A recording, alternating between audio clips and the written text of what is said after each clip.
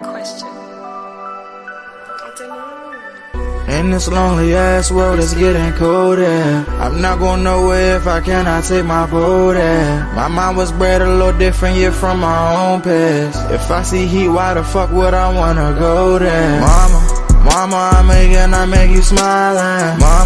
Mama, your little nigga came from wildin'. Mama, always got in trouble, I was shouted. Mama, now I'm staring at shit. Mama, I'm the pilot. Mama, if I want something, I'ma go get it. Mama, swim with the sharks, piranhas, and fishes. Mama, it's so hard down here, God is my witness. Mama, I know where I'm going. Mama, I'm a fan. It's hard not knowing who is really gonna be there for me. I wish you could be here to see me the day I start touring. Shit be on my mind every second when I'm not recording. I'm waking up conversating with the Lord every morning. I mistakenly took the wrong path, I had to rewind. I fumbled trying to move too fast, I had to keep trying. Growing up I got in trouble, told myself to keep lying. So much stress be building up, swear I be needing me time.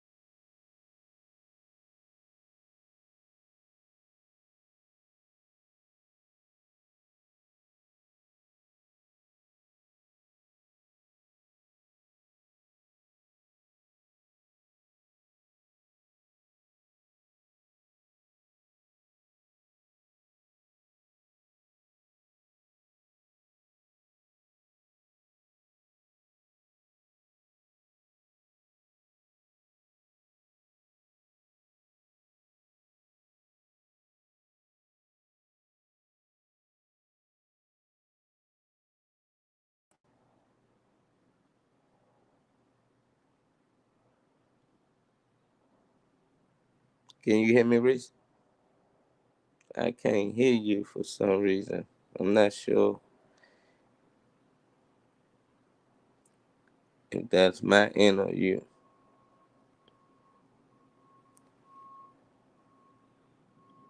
Yeah, see if you can hear us on Facebook or something. I can't hear you.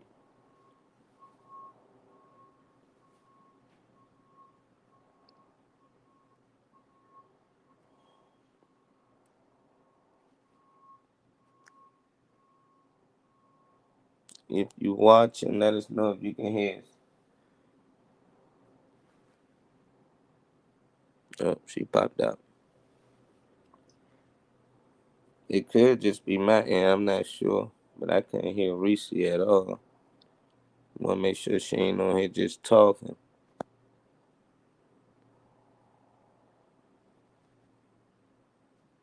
Had a couple of guests popped in too. I don't know where they went. Kiani. Good morning, Marty. How you doing? Oh yeah, that's Reese. And I couldn't hear Reese. I ain't know was it my end or her end, but I can hear you clearly. Yeah, good morning, man. All Good right, can y'all morning. hear me now? Yes. Yeah. Y'all can hear me. Okay. Rising, brother. All righty. Arise and shine, people. Good morning, Kiani. Good morning, Molly. Thank you. Good Thank you morning. for my super producer. See, I need that stuff. I'm just busy running my mouth, Kiani, and telling people what a gorgeous and beautiful day that it is, and to do this exercise for lungs, and to do like this to get your lungs, and exercise and moving your shoulders and stuff. Man, today is Wellness Wednesday, and I got some wellness tips for you guys. Today is a special show about diabetes. And I always like to do stuff on my show. So I'm going to inject this in me and show you guys how I use this little apparatus here. It's called a Freestyle Libre. I love this little device. This is to check my blood glucose level in my blood because I have to check it several times a day. This is better than pricking my fingers and testing my blood sugar. And I'm going to show you guys a little bit how I actually have to use this. And every 14 days, I have to put another monitor on it and how it works. And it doesn't hurt or anything. It's just this little fine little plastic needle and the little apparatus. You go and and to put this disc right here on me. Everybody be like, "Oh, that must be a smoker's patch." No, people that got diabetes, this is a diabetes patch. Well, it's a disc. It's not even a patch. It's a yeah, it's the diabetes little thing like that. And we all know a lot of people with diabetes, don't we, Kiani? But you can help and control and stabilize your sugar levels by what we put in our body and by what we read in our mind. You get this shades of blue and get some Molly Moss sea moss. Yes. Wait there. The sea moss is good for that. It helps you stay full long, and it helps you not crave those appetites. Sometimes people crave certain stuff. Like you heard somebody say, "Oh, I'm craving something sweet. I want something sweet. Or I want something salty. I'm craving this, craving that." Sea moss actually helps curb those cravings. I don't know what's in it, and it also makes you feel fuller longer. I don't know what's in it that curbs the craving, but it works. It actually does. And this book, when you are reading and doing stuff and it's stimulating your mind, you're not thinking about food. And when you're actually doing something, when you're Something watching good TV, yeah, you're thinking about food because on you're the not even morning. really thinking about it. You just want to munch. You get this more show, man. It's like memory foam. You just sitting there eating I get chips the or top eating of the popcorn Pick it or up that whatever, body. just like Do that when you first. eat the movie. I mean, when you're in the movies, when you're Well, eating it. because she comes with a bride. What's coming for you, my man? What you Girl, eating, I don't Keanu, yet this get out morning? there. Is he talking? What did I tell you, man? I'm like, good God. Good morning, Beast. I can't see you. The Beast popped in. Good morning, Beast. Good morning. Good morning. Look, Molly, why don't you pop the Beast in? I didn't even see him in the back or hear him. I just got here. Oh, okay. We're talking about diabetes. Today's show about diabetes. And I said during the show today, I'm going to show you guys how I use this with my alcohol pads. And this is my Freestyle Libre and how it ends up on my shoulder right here. This is the best thing since sliced bread for diabetics because this lets me check my sugar several different times a day without keep pricking my fingers over and over and over again and trying to squeeze blood and trying to put the blood on the dabber. I mean, and that made your fingertips get calluses and brittle and all this tough. But this right here in my shoulder, it does wonders. Just go bleed, and I instantly know what my sugar levels are. And not only do it tell me what the level is at that moment, it lets me know if it's going up or down.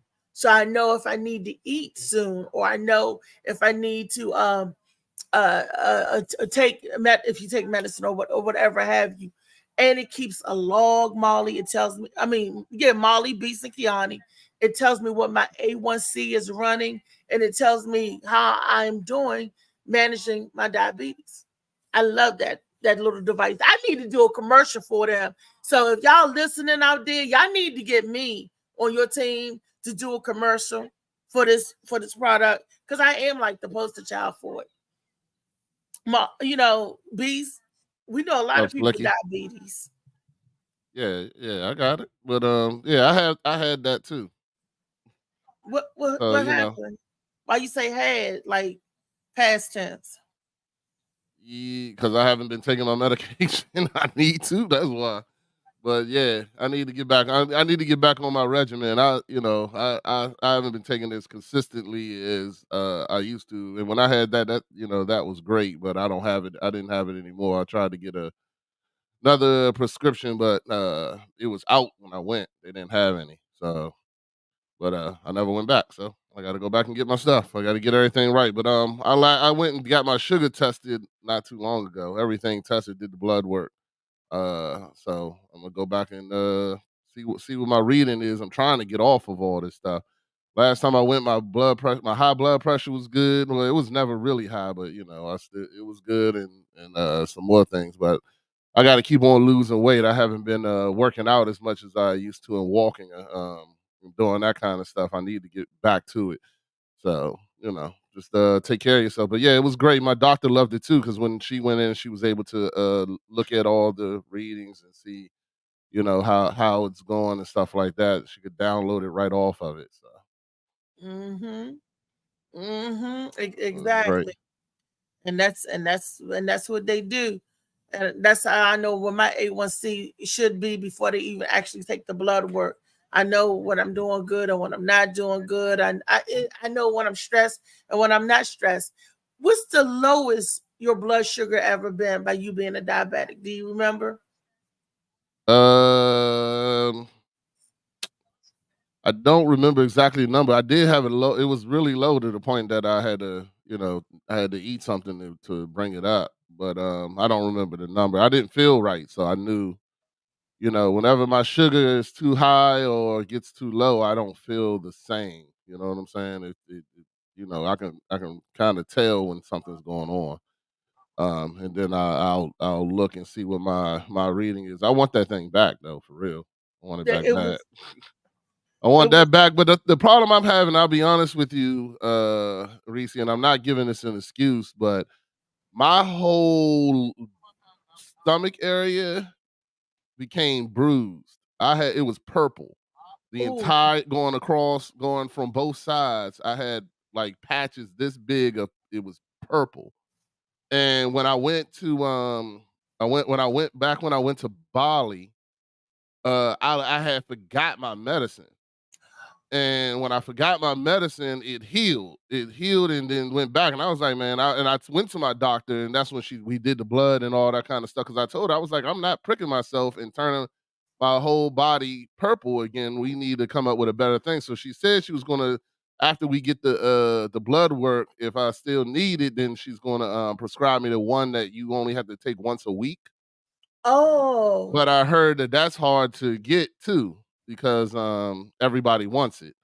But I mean, I'm talking about it looked nasty. I hated it. You know what I'm saying? Because I'm so light, and pricking yourself every day with the insulin. Well, but were you doing it right? You was pinching a little piece of your stomach and sticking you. Yeah, I was doing it, but I bruise easily. And it became bruised. I'm telling you, it was huge patches because I do a different area. I tried doing different areas, and then but it took a good 2 weeks of not doing it for the bruising to go away. You know what I'm saying? And I was like, yeah, you gotta, something's got to be better than that for me. Well, I have the pen, and I stick it in my arm, and I just press it myself or my stomach myself. And the key is when you pinch a little bit of your skin, that it shouldn't bruise the whole area. Some people just jab it in their stomach, and the way they jab it or sticking themselves may be a little hard. Because I noticed some people don't like needles, and they just go like they don't, and then just jab it. You ain't supposed to do that. Yeah, no, I'm not afraid of needles. So Okay. I did the shots for 3 years. Remember I told you about that for my allergies. Oh yeah, So but that yeah, was the trust doctor me. doing it, right? That wasn't you giving yourself. Yeah, but I'm still, I'm not afraid of needles at all. You know what I'm saying? That, after that shit, you get a needle every week for 3 years. Trust me, you don't. Yeah, I'm not afraid of needles either, but that just seems so. Because when they told me that if I miss one shot, that I'll have to start the thing all over again, and I was like, I don't want it. That's okay. I don't want to eat crabs and shrimp and fish and all that bad. And the doctor said that they found out that wouldn't help anyway. So I wouldn't be one of the ones that that wouldn't help that anyway, but it would help like the dust mites and the other allergens and stuff like that. So yeah, all those shots. Woo! It just ooh. You're not afraid of needles, but how did they find out you had all those allergies? Oh, I was having asthma attacks all the time. Like I spent like kindergarten, I think I spent half the year out of school. You know what I'm saying? Because of allergies. Do you remember the test that they gave you to see if you was allergic to stuff? Mm-hmm. Yeah, I remember that the prick test where they put a bunch of it's like this thing that has a bunch that thing has like hundreds of needles, and they prick you and they go and it go down. Yeah, it went down my arm, but they did so many things. I had my arm, my back, both arms, and and then I had to go, and there was one where I had to get 24 actual shots in one day, and they just went down my arm the same way with not the prick test. This was actual needles, shots. Right. Like, yeah, I had to get 24 in one day. When they did the first one, all those needles on one thing, they call that the scratch test. That's when they just place it on your skin, and wherever you swell up at is what you're allergic to, right?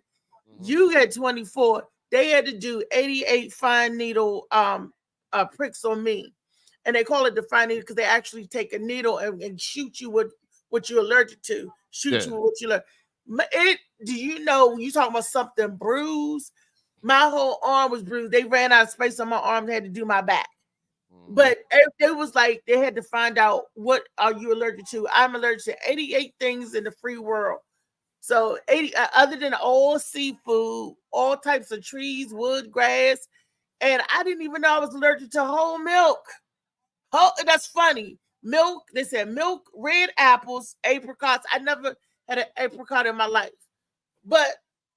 All of this is to say, to get back to the diabetes, we can help control our diabetes by what we put in our body. I got a video to tell people exactly what it is and where it comes from and all of that. Type 1 and type 2, the difference between type 1 and type 2 and all of that. And sometimes people have both. And I'm going to say this. We always say it's genetic. It runs in our family. What runs in our family is bad eating habits. That's what runs in our family. That's what predisposes us to, because if we start out eating all of this bad food and then we're passing on to our children, that's what we're passing on. You're passing on the bottom line to diabetes. You know how they say when you know better, you're supposed to do better. Mm-hmm. Well, that's what a lot of us do in our Black households. I mean, I'm saying people of color, because we tend to do that. Because my grandparents passed it on to me, and they passed it to their children, But when you know better, you're supposed to do better. when I was a kid, I could not tell you how many times we ate salad as dinner. We didn't eat a lot of salads. My grandmother was in the kitchen cooking every day. You know, she would cook so much that if you ate hot dogs, it was a treat. It was like, yay, chili dogs. It was like a big thing. Or if you got processed meat, like lunch meat, it was like, oh, hoagie night. It was a thing like that because she cooked every day. And people used to say, oh, sugar give you diabetes. That's not true. And I got a video. Molly set the video up. And we want to talk about it and show some things. Hey, that's Lee. That was Lee. Lee and JoJo baby in here. Did you know? Hey, Lee. Hey, JoJo baby. Forgive me, y'all. My eyes are still recalibrating. Good morning, everybody. Baby. Hey, Good morning. Understood. How y'all? I was listening. You got to remember, the bad eating habits is not just bad eating habits. Back in the day, everything was natural, which now they call it organic. Was natural. You could eat those things without bodily harm. They cured the meat. They did all of this stuff. You didn't have all these insecticides in the food and stuff that they mixing with it. All right, so my grandparents, great grandparents, we ate pig, hog, everything. We had sugar cane, we had it all. And they lived a rightful age of 80, 90, and 115 years old. So I can't blame it on heritage as far as food and stuff like that. I blame it on the chemicals that they're putting in the food these days that now we have to endure eating. So healthy eating, nothing is natural anymore. Nothing. That's why we're getting sicker at a younger age.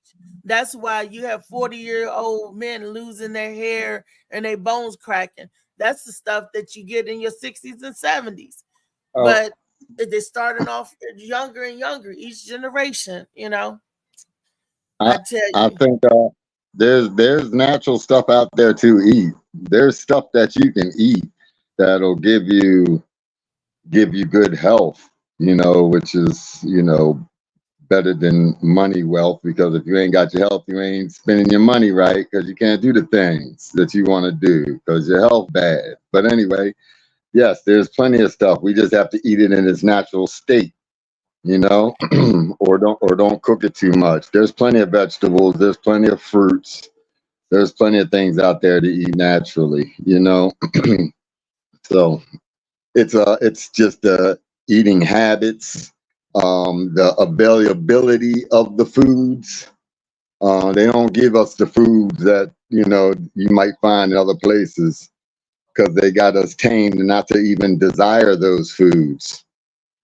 You know, we don't even desire any of those foods. And these days, it's just all plastic processed foods. I mean, when you go to the grocery store and look at somebody's cart, it's filled with pre-prepared, pre-up food, sodium packed, just everything. So it's out there. You just got to choose and eat it, and then eat it right when you get it. Don't take it home and mess it up too much, you know.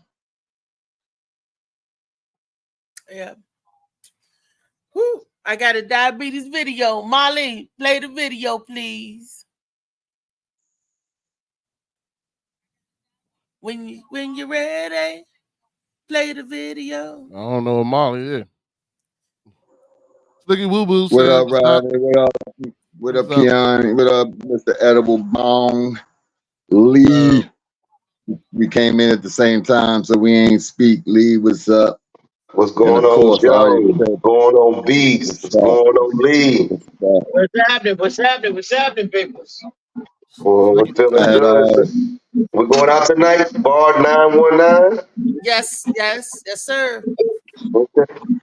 Okay. I knew that you was gonna have problems this morning, so I was just sitting back patient. I knew already that your eyes wasn't all the way back yet, but I mean, you need to call and get one of them edible bongs to help your eyesight. Some of that sativa up in you. Oh no sativa, no, no.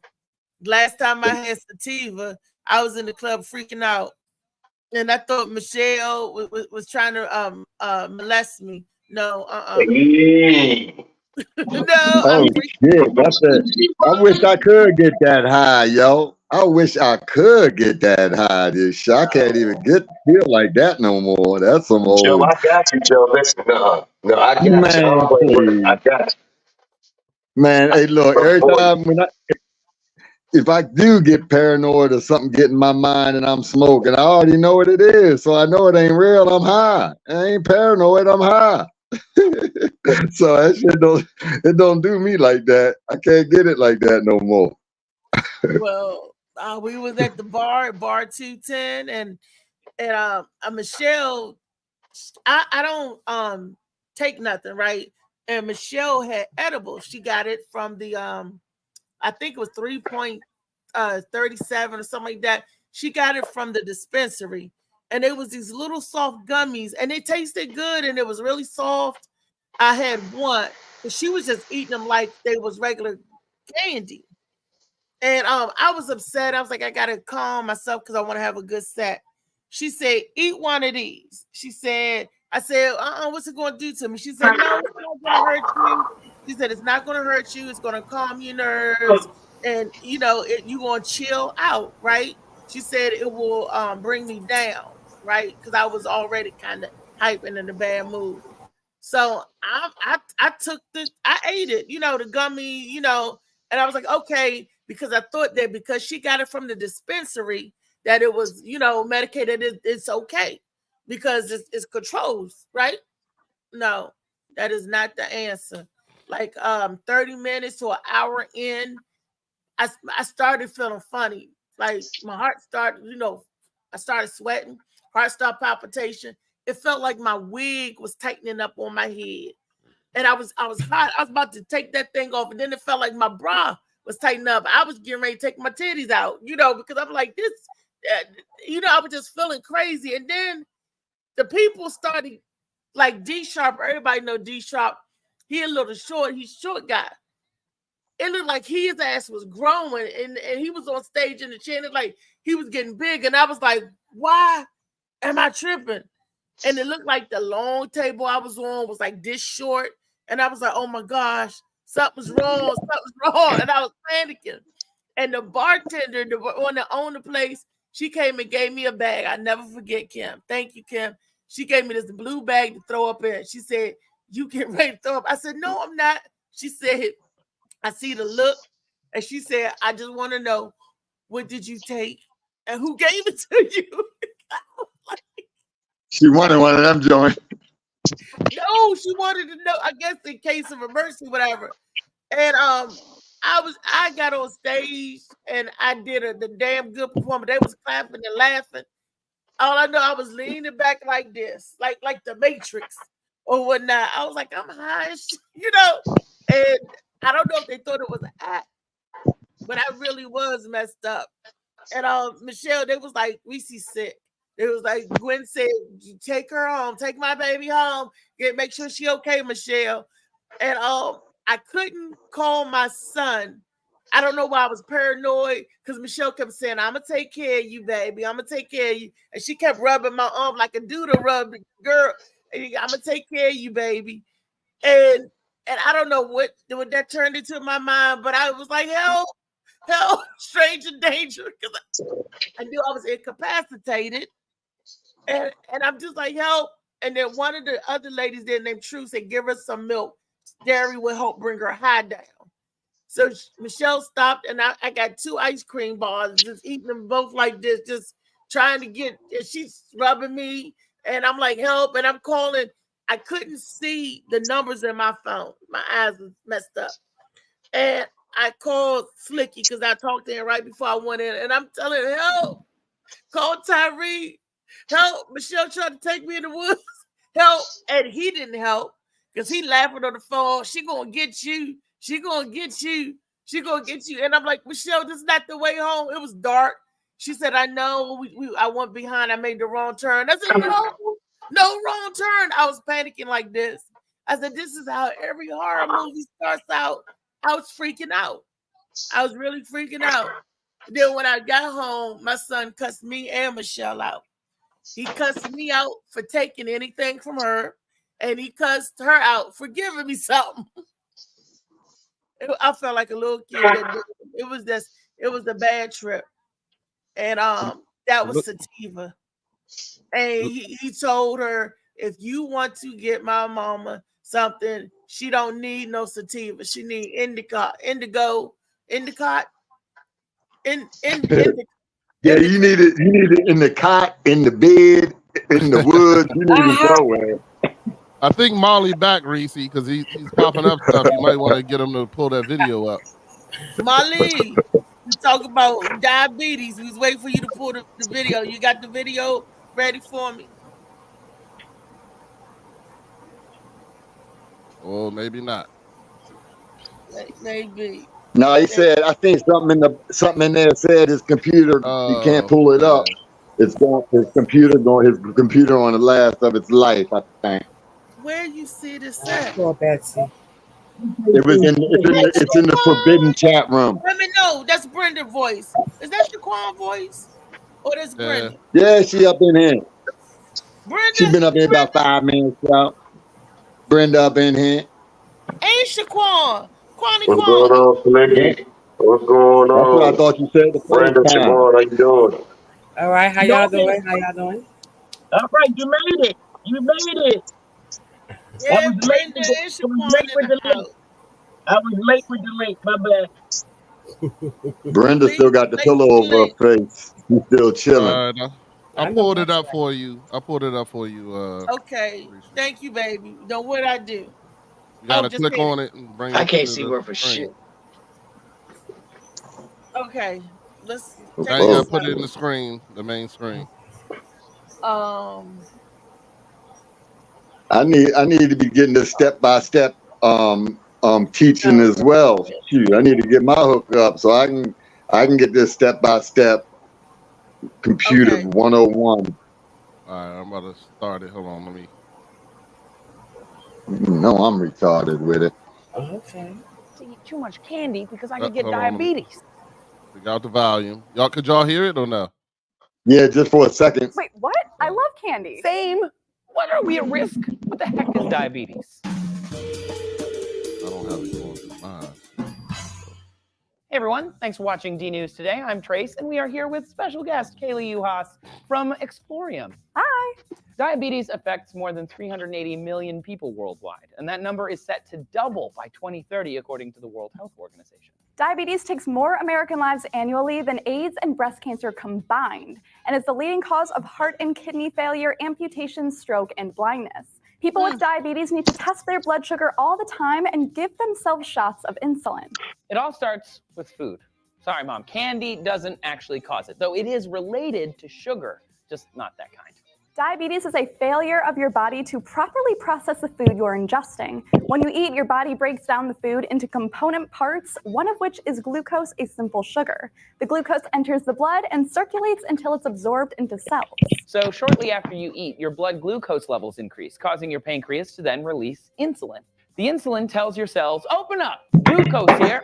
Then the glucose hops in and gets burned for energy. When you have diabetes, your body doesn't produce enough insulin, or maybe the cells don't listen to insulin anymore, or maybe both.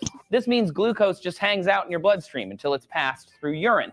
But all this sugar can severely damage your body in the long term. Diabetes comes in two types, type 1 and type 2. Type 1 is autoimmune, so it comes built in on some people. Autoimmune means your own immune system is attacking your body. For some reason, the immune system of people with type 1 diabetes attacks pancreas cells called islets. Islets test the blood glucose levels in the body, so without knowing how much glucose is out there, the pancreas doesn't send out enough or any insulin. Type 1 sufferers usually have to give themselves insulin injections and monitor their blood glucose levels with those little finger prick things. While type 1 is caused by our body attacking itself, type 2 is caused by our habits. Type 2 is far more common than type 1, comprising 90 to 95% of all diabetes cases. Type 2 develops due to a high-calorie diet paired with a sedentary lifestyle. Over time, the pancreas gets used to all that glucose floating around in there, and it stops making enough insulin or just doesn't make any at all. Basically, too much glucose too often can damage the islets, or the cells stop responding to insulin's cries to open up. Type 2 sufferers also have to monitor their glucose levels, but only have to take insulin in 40% of cases. The main treatment of type 2 diabetes is adjusting diet and increasing exercise. It sounds familiar. These medical types only have kind of a one-trick pony thing, right? A study in the Journal of Nutrition found dietary patterns with high intakes of fruits, vegetables, and whole grains, as well as low-fat dairy and low-sugar products, were associated with lower risks of type 2 diabetes. So eat right and exercise, and you can avoid type 2. Although, again, it's not about sugar intake, but keeping caloric intake at a healthy level and avoiding being sedentary. Diabetes is sometimes called a metabolic disorder because the human body can't metabolize sugar in the blood properly. Both types are treatable, and type 2 can be cured if caught early. Researchers are trying to find cures and causes of all diabetes. Stress, sedentary lifestyle, and obesity, as well as genetic factors, are all listed for type 2. But a new longitudinal study in Cell, Host, and Microbe might have an answer for the mysterious type 1. Each person has a unique microbiome, millions of bacteria living on and inside our bodies all the time. Most are beneficial and everyone's is different, but those who developed type 1 diabetes had a 25% drop in gut bacteria in the year before they developed the disease. So maybe as microbiome research expands, we'll get a cure for type 1 as well. If left unchecked, hyperglycemia, or excessive glucose in the bloodstream, can cause serious trouble. Glaucoma and cataracts can cause blindness. Neuropathy of limbs can cause them to stop functioning and swell with fluid, forming ulcers and gangrene, which can necessitate amputations. Hypertension, heart disease, kidney disease, hearing loss, skin infections, nerve damage, impotence, infection, and even stroke are all side effects of poorly managed glucose levels. Food is essentially everything we're made of, so when we can't metabolize it properly, it can affect so many different aspects of our lives. Your doctor will know if you are at risk or are pre-diabetic, and it's never too late to manage the disease. Do you or someone you know have diabetes? What's your experience like? Why don't you tell us about it down in the comments, and subscribe for more D News. And if you're worried about things like high fructose corn syrup in your diet, you should check out this video for sure, where glucose can be converted right into energy. I figured that was everything you wanted us to see there. Right, that was everything. And they're not lying, because I became diabetic at a young age. And this right here helps. This really do. I didn't know nothing about this when I became diabetic in my early 20s.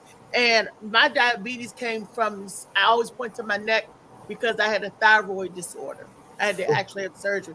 So was I a type 1 because I was born with messed up thyroids from a kid? Nobody knew that, because there wasn't such a thing back then as thyroid. I mean, we didn't know nothing about it.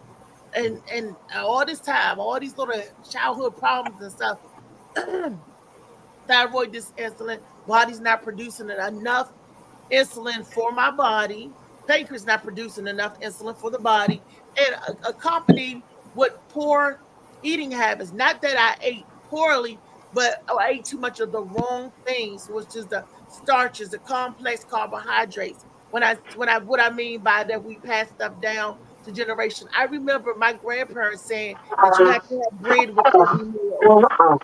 That's not genetics. That's just a bad thinking, bad mind. You don't have to have bread with every meal. You don't have to fill your place up, get full off of rice and pastas and potatoes. They did that when they was working the field because they was farmers way back in the day. But they took that poor eating habit and brought it to the future. And exercise and moving and breathing, you got to be sedentary. I said that I was going to show you all one of my rituals that I have to go through. I have to use this device. That's what this is right here in my arm. And it's called the Freestyle Libre. It's a glucose monitor. It's great for me. I don't have to prick my fingers all the time. I started out when I was younger I was hypoglycemic. My sugar kept going low, low, low. I remember I was at the table, just came from basketball practice, and my grandmother was like, "Something wrong with you." My grandparents were diabetic, but they was diabetic type 2, you know. And I'm a teenager. I'm young. I'm 16. My sugar had no business, 15, 16, had no business being low, right? It was down to 37. I remember my grandfather going to the kitchen and making me eat a syrup sandwich. I'm like, I don't want this, granddad. I don't want this. And they was like, shut up, eat it, it's dropping. And I didn't know what they was doing. I just know I didn't want no damn syrup sandwich. I was tired and I just wanted to lay down. I just came from practice, right? And something should have told them, let her go to a doctor, because if the sugar goes too low or too high out of the norm, something's wrong. But we didn't get it. They didn't get it. They didn't check it. And ever since then I went. Can I ask about that thing? Can I ask you about that thing that you don't have to prick with no more? You know, is that the one that go on the back? Is that the one that go on the back of your arm? On your arm, your lower stomach, wherever you want to put it. I put it right there. Yeah. It sticks to you, right? Now, let me ask you this. Well, it's the needle, and then it's the adhesive that goes in. I know what it is. I get what it is. I'm going to ask you this. I know what it is. I just want to, I know exactly what it is. People that can't see it. All right, well, I want to ask you this. Do yours fall off sometime before it should? Do you ever have a problem with that? No, only if it's a bad stick, because there's a method to it. You have, and then when you remove it, see how sticky mine is. I'm talking about my skin, and this is a little plastic needle right there. I know. I'm talking about so yours don't never come off, because I know somebody that it's not like it's always like that, but that thing comes off more often than they would like. This is the cure. This is the clue. Clean the area with alcohol. Clean it and get all the oils off of it. Clean it real good. Get all that sticky adhesive off of it. Clean it. This is the key.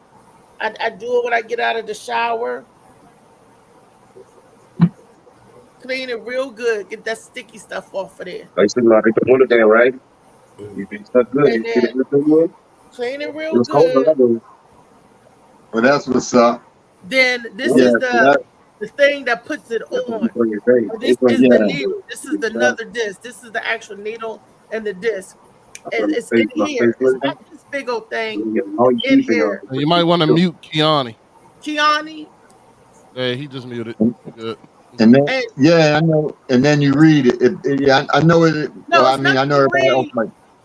Ooh. You gotta put that thing up against it to get the reading. No, it's not a reading. This is the device you attach first before you get the reading.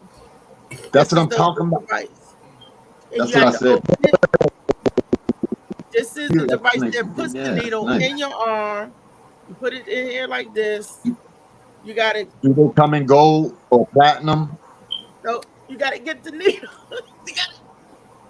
And then it gets it, it grabs it. Then you take it over to the area where you just cleaned.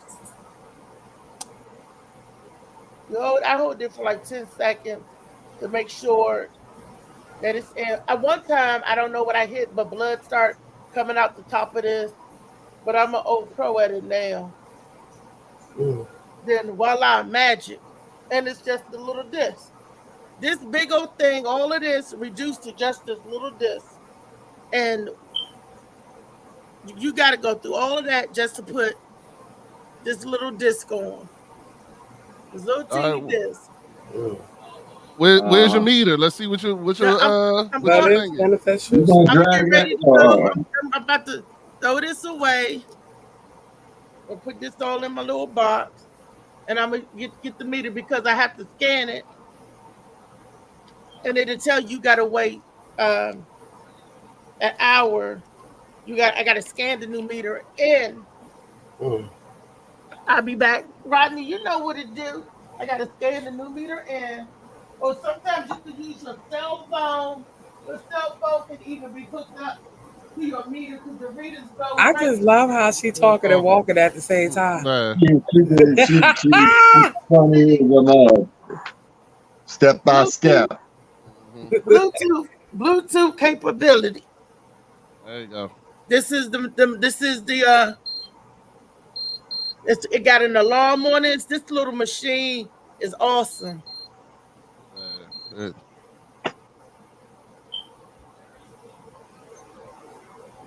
And it looks like this. It tells you to read. I do this, and it says this. On the calibrate, right? Yep, it gives you. It says second again in 60 minutes. I'm gonna sit this right here, so y'all can see what it is in 60. But you know what? I don't even know if I took my medicine. I take a shot once a day, and I use Tresiba. I forgot what I used for a second. I don't know if I took it last night. I don't know. But it's okay, because I usually don't eat, and I do what JoJo Baby say in the morning. First thing I eat, I grab my watermelon or my fruit, and I start eating that. I'm trying to, maintain and do the right thing, y'all, because I don't want to lose any more limbs. Are you taking pills as well to maintain it, or is just the insulin? The insulin, and I can't take the metformin. That made me all kinds of sick, and the stomach wise and all of that. And it caused something else. Not IBS. It was something else. And I have metformin. That's what I was. They tried this because of my thyroid was messed up. So they tried to give me medicine, thyroid medicine and diabetes medicine that gel together. I was on glimepiride. They gave me levothyroxine for my thyroid. They call it Levaquin. Or was that what they call it? Levaquin. They had a couple of different ones for my thyroid. I had to take top thyroid medication. And then, you gotta take care of that. Yeah, because that controlled everything. That's what made me diabetic, because I started off as hypoglycemic. Like I said, I had a thyroid disorder all my life, and they never figured it out. Hey, I had I was in the joint, a funny one. I was in the joint, and I was out on my rec period, and I didn't get a lot of, you don't get a lot of rec time on the till you take your shower, use the phone, you got to get back in there. So I come out and I'm kicking him. My man, we doing some business, and he had a thyroid issue where his eyes were bugged out. You know what I mean? He had them big ass eyes. So I only had a little bit of time, so I'm sitting there and we was ready to make a move. So I came out and I came to his cell and I was kicking it to him, and he was laid back on his bunk like this, facing the bars, and his eyes, I sat there and talked for like 3 minutes, 4 minutes, 5 minutes. And then when it was, and I was like, okay, so is that cool? We can do it like that. His eyes he was asleep, but his eyes were so big that they was open. And I thought he was sitting there woke listening to me the whole time. His eyes stuck out so big, they was wide open when he sleep. You know what I'm saying? That shit was funny. Wow. My eyes look like they're closed all the time.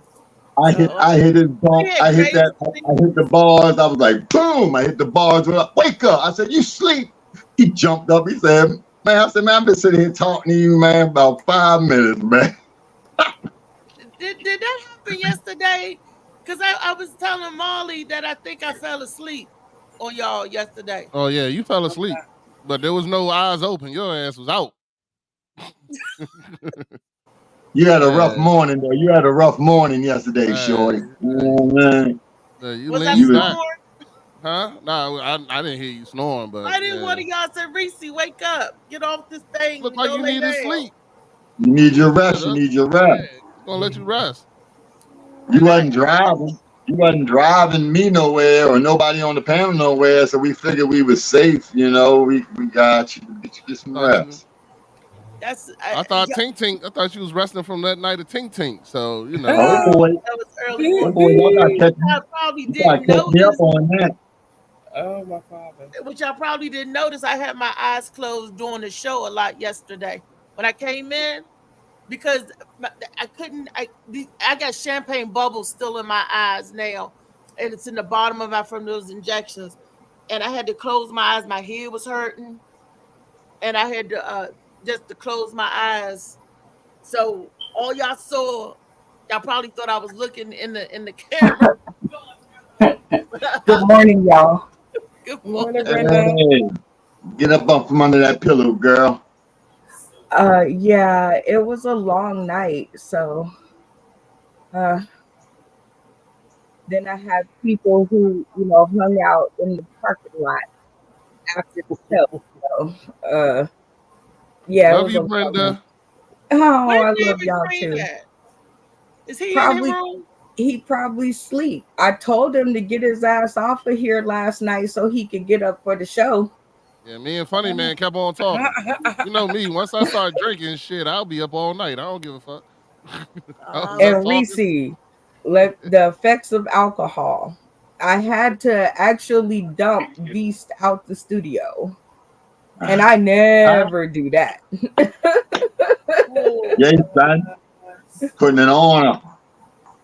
But the thing is, I had fun. I would have talked to them all night, but I knew we had to wake our asses up for the morning Mac show. I was here on time, Brenda. Thank you very much. Was you there Were you in there late last night too, Shaquita? Yeah, she had to kick me out. Oh, you talking about Shaquita? Oh. I mean, Shaquan, my bad. Shaquan was in there. Shaquan. She wasn't in there. She wasn't in there late though. That's what he asked. And Shaquan said, "I need my rest." I need my rest. I was ready to say she looked rested, so she looked like she got some rest.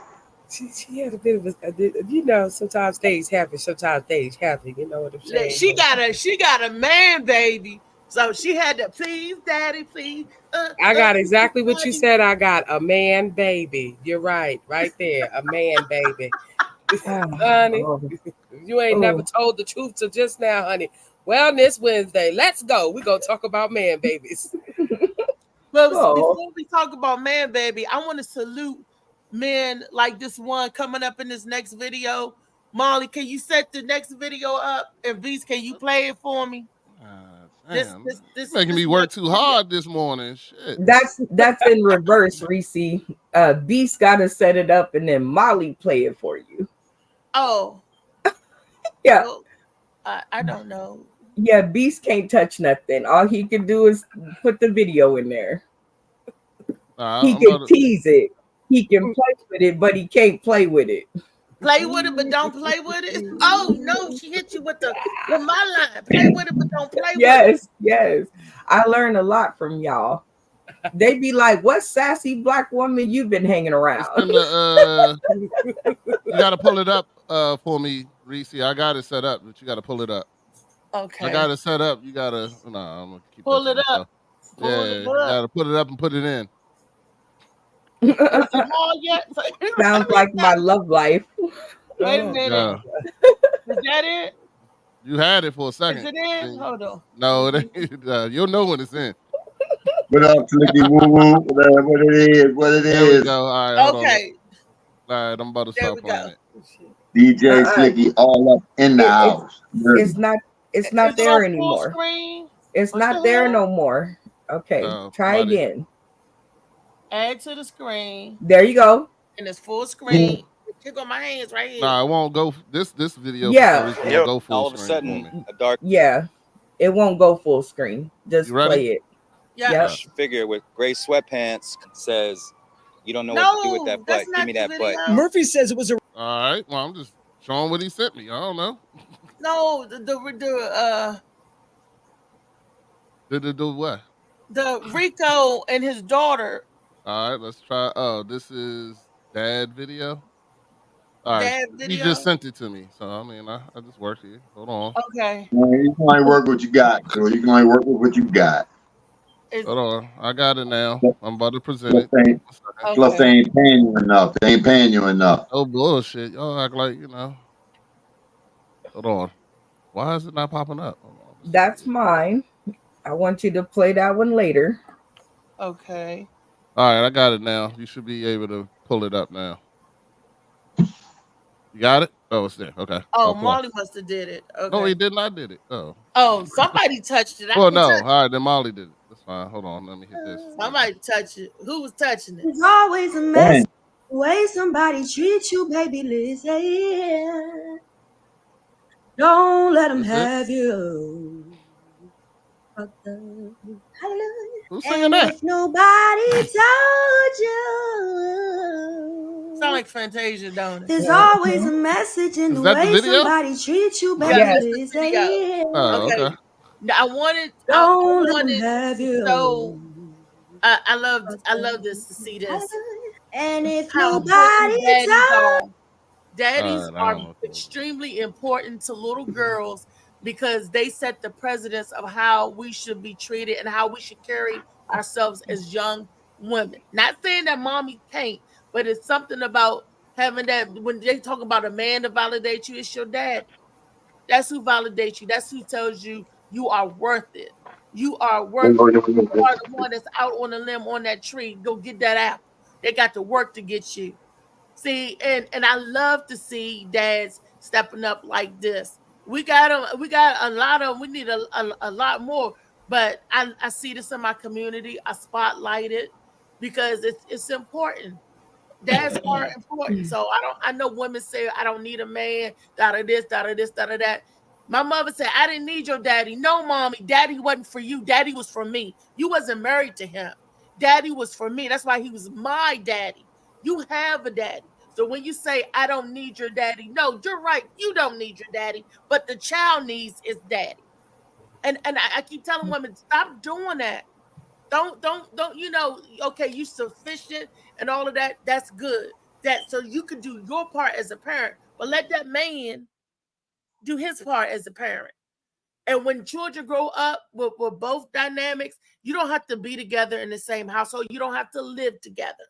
But when you co-parent together, that's a beautiful thing because the child has both the love and the nutrients from the mommy, and the love and nutrients from the daddy. And nutrients don't always have to be food in your stomach. It could be food and thought for the mind. That's my 2 cents on how important daddies is. David Green done cannonballed into your studio. Good morning, David Green. Get out that girl butt. Huh? Get out that girl butt. Wellness Wednesday. No, I just remember I told you my car got legalized. Yay! Yes.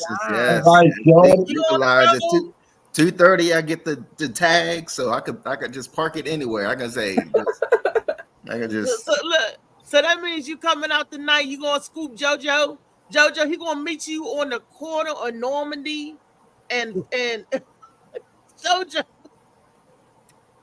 If JoJo's serious, I may have no problems picking him up. But I'm in Baltimore, right? I used to play for Baltimore United. Baltimore United. Okay. All right. Baltimore. Hannah. Damn, what's his last name? Hannibal. No, it's I know a couple girls nicknamed Cannibal.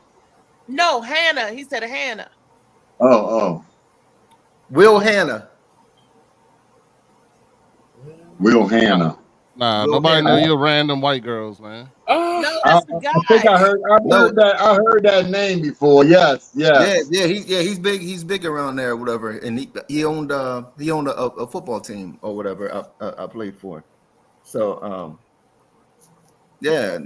People thought I was joking when they were saying the game starts at 6:00. If anybody is late, that's tough. I don't care if you have 4 players. The game will start. No. They said the game ends at 6:00. I'm sorry, because they said at nighttime. It's dangerous. You won't be up out of there. That's what they used to tell us. So where was y'all practicing at? Oh shoot, we practiced. I remember it was like I remember there was like a laundromat. That's what I remembered because I got lost a couple times, And it was like an alleyway. It was a laundromat, then it was an alleyway. You could have been anywhere in Baltimore, laundromat in the alley. Huh? You could have been anywhere in Baltimore in the laundromat in the alley. They all there. That's on every corner. And then laundromat, the KFC, like chicken box. Yeah. I can't remember Yeah, the Rite exact Aid. location, but I get the drugs, Rite Aid. oh no, I remember Hill, something Hill. Something Hill. Drew Hill. Benny Hill.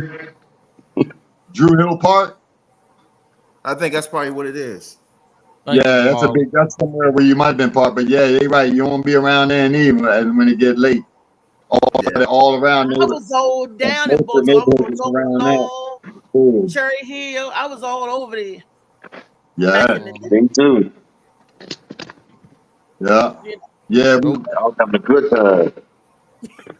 All right, can we go back to the conversation about daughters or whatever? Oh, dads. Oh, yeah, yes. And that was my little thing for Tibet, how important fathers are. And I salute all the fathers. And those fathers who don't even have biological children, but when you show a child some love and affection, it takes a village. I salute them too. They might not be yours by the blood, but they're yours by the love. That's right. Daddies. Yeah, Funny Man Green was trying to be that newbie's father all night playing a goddamn game. You know what? All the guys was smiling and grin. And I told Beast, I said, I don't trust her. She's smiling a little too hard. You never trust me. So put a pair of titties up there. Funny Man, forget that we playing the game. We supposed to be together and shit. He like, I want her to win. Yeah. I did not say that. That's my favorite. You're my new favorite friend. I did. Oh my goodness, Brenda, can you vouch? You funny whatever out there, but her smile just got out there, and I'm like, them niggas voted for her and said nothing about her jokes. Only said, Shaquan. I saw her smile and her titties. Okay, hold on. Shaquan. Remember the first day you hit my stream, how all the fellas acted when the first day you showed up, remember? Yeah. And remember how you shrunk back because you didn't expect so much fanfare. Exactly. Tell them about it. Last night, but you didn't see David Green all up. Hey, No. Hold on. Tell them, Shaquan, when the first day you popped up on my stream, when all the dudes, how'd you feel? I was a bit nervous because I didn't expect it. That's why I be wearing like bonnets and stuff. But a lot of people do like my smile. I mean, me, I don't see a difference because I'm buck tooth for real life. When y'all meet me in real life, y'all gonna see I'm buck tooth because I suck my thumb. But a lot of people on screen seem to like my smiles. Crazy. See, that's all it was. That the boys was just appreciating the beauty that was on the stream, and she's really pretty, so they were all kind of, Beast wasn't because thirsty. Vicky is gorgeous. They were all thirsty. No, she looks like somebody I know. Beast has You suck your thumb still, you said? Yeah, I be sucking my thumb, Yo, my grandmother did that to the day she died, man. She sucked the thumb her whole life. Yes, that's all it was. They was just appreciating. Shout out to Michelle Poole. She's a very beautiful woman.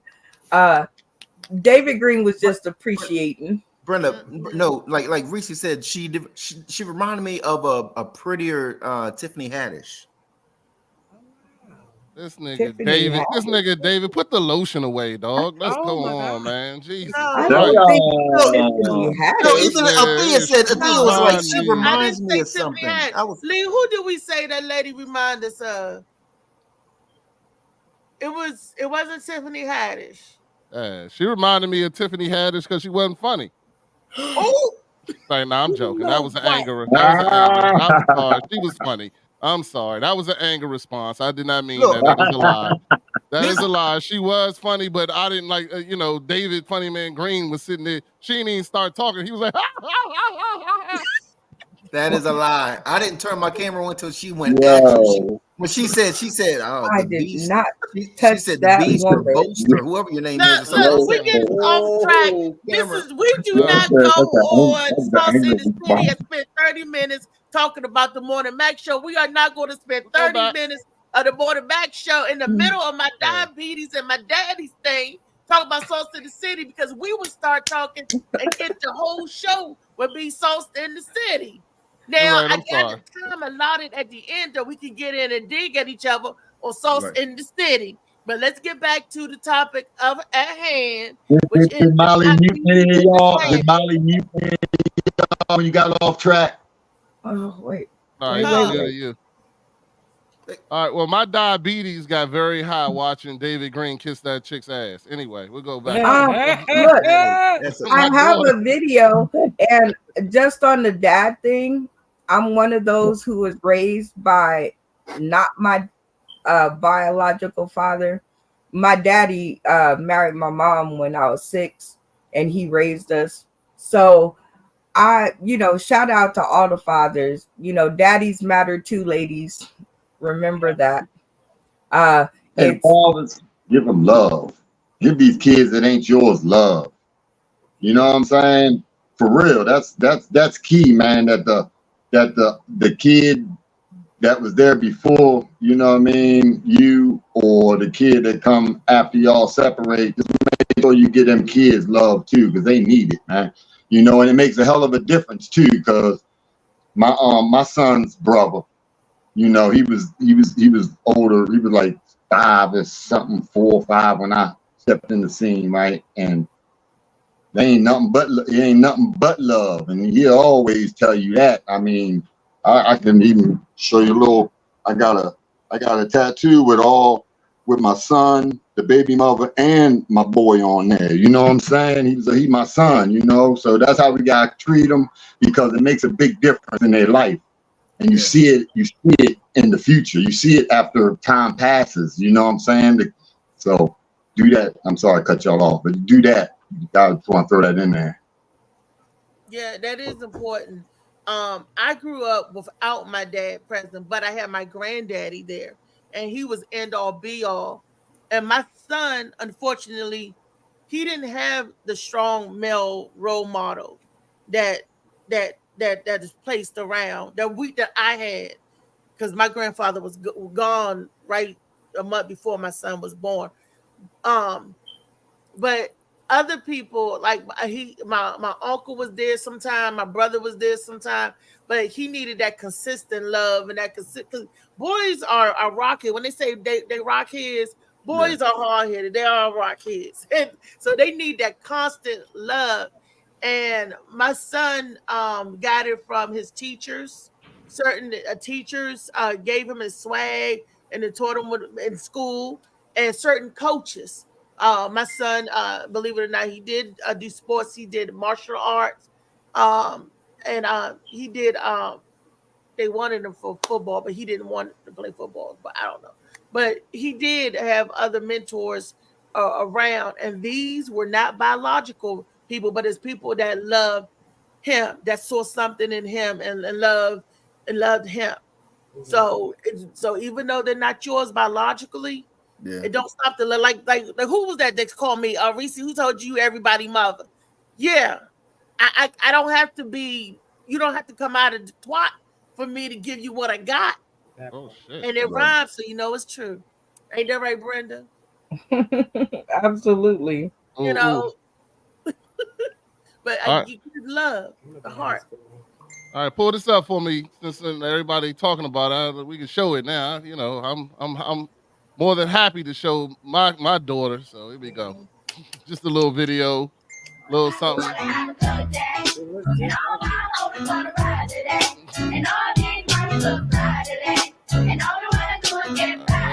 my baby. That was her first day at her internship.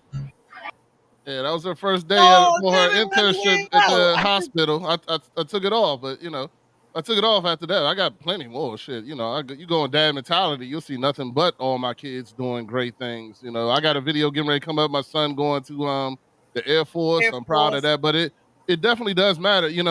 My father passed away when I was 11, and even as a boy, it became a huge thing for me. He was a great dad up until he passed away, and not to say, you know, he was a great dad through that, but it was tough for me because I didn't know, you know, I craved for a father figure for so long after that. And for me, because I didn't understand death at the time, when he died, I thought he was always coming back. I always like thought as a kid that it was some type of, you know, some bullshit joke or something. And he eventually come back. And I still remember the day I even started playing football just because it was my father's favorite sport. And I knew if I played football, he would come and see me play. So my senior year, I was a captain of the team, this, that, and other, and it was Parents' Day where they had to walk you out on the crowd, and nobody was there to walk me out. My mom had a mental breakdown. She was in the hospital, and then but I was out there, and I had actually what happened was my wife, who was then my girlfriend, walked me out on the field, and but I had always wanted that father figure, and I knew, and I always said to myself that I would never be a visiting father. Like when I have my children, when I have a kid, that I would be that. And you know, luckily that's I got married 10 days after we had my son because I didn't want to be a visiting father. So that was one of the things that we stimulated. But but daughters is definitely very important. In the show, you know, I have a tattoo which is Pikachu, a female Pikachu there, because that's my daughter's nickname. When she was a baby, she used to always want to get on top of my neck and shoulder, and she would just yell and stuff like that. And I always called her my little Pikachu. So that, you know, that's something that's very important to me. But I have a tattoo for my sons too. This is when my son was born. It says "God bless the child."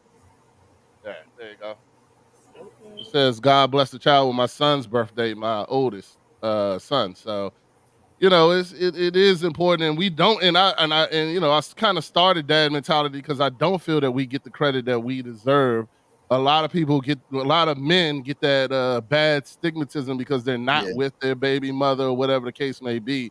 But the fact that men are learning, you know, now it's no excuse anymore. So before they thought you didn't have rights. Now we know we have rights. So I tell men all the time, or people all the time, like, if you're at this point in time, if you're not involved in your child, then that's your decision, because you have rights. You can get that custody. You may have to fight for it, but guess what? If you don't fight for your children, who are you going to fight for? Like, you know, if you're not willing to fight for your kids, then you ain't willing to fight for anything. But you know, when people talk about these guys, I tell them I don't know them. You know, I don't know. There's none of my friends or the people I hang with, like Reese has said before, that none of her girls are hoes. You know what I'm saying? Like, none of these guys are deadbeats. I know my friends have fought and have their kids and have custody of their kids and all that kind of stuff. So that's the men I know nowadays. I don't know these guys that they're talking about who are deadbeats. So. That's the kind of man I want. I want a man like that. I mean, because that's good. Unfortunately, a lot of women label a man, all men, by the acts of maybe one or a few of them, and it turns them to all. Just like if a guy have a bad thing with a girl, then all girls are hoes and bitches. If he got a hole in the bitch, after that his mentality be like, oh yeah, all of them hoes and bitches. But there are some good fellas out there. The guys on my panel, Molly's a good daddy. David's a good daddy. JoJo baby has been a good daddy. You know, Beast is a good daddy. These are good guys. Back in y'all 20s, when y'all was in your 20s, was y'all still good guys, or was y'all just to hit the skins and go guys? Nah, I wasn't. Well, I mean, shit. In my teenage years, I was probably the hit the skins and go guy, but you know, but I ain't getting no chick pregnant either. I believed in birth control. Shit, I wasn't in here impregnating, you know. But I didn't like hoes. I had a thing against, like, if any of my boys was with you or something like that, I wouldn't touch you. I had a thing for that. I ain't like, I don't want nobody to ever say I kissed this girl that sucked somebody else's dick. You know what I'm saying? I was like, nah, I'm good. The kissing ain't involved. Well, I'm just saying, shit. You don't, It's you ain't damn, yeah. We know you like the I ain't kids, gonna kiss funny you, but I'm man. eat your butt. Yeah. Nah, exactly. I don't want no you eating ass and shit. I know what you like to do, but anyway. My stepfather,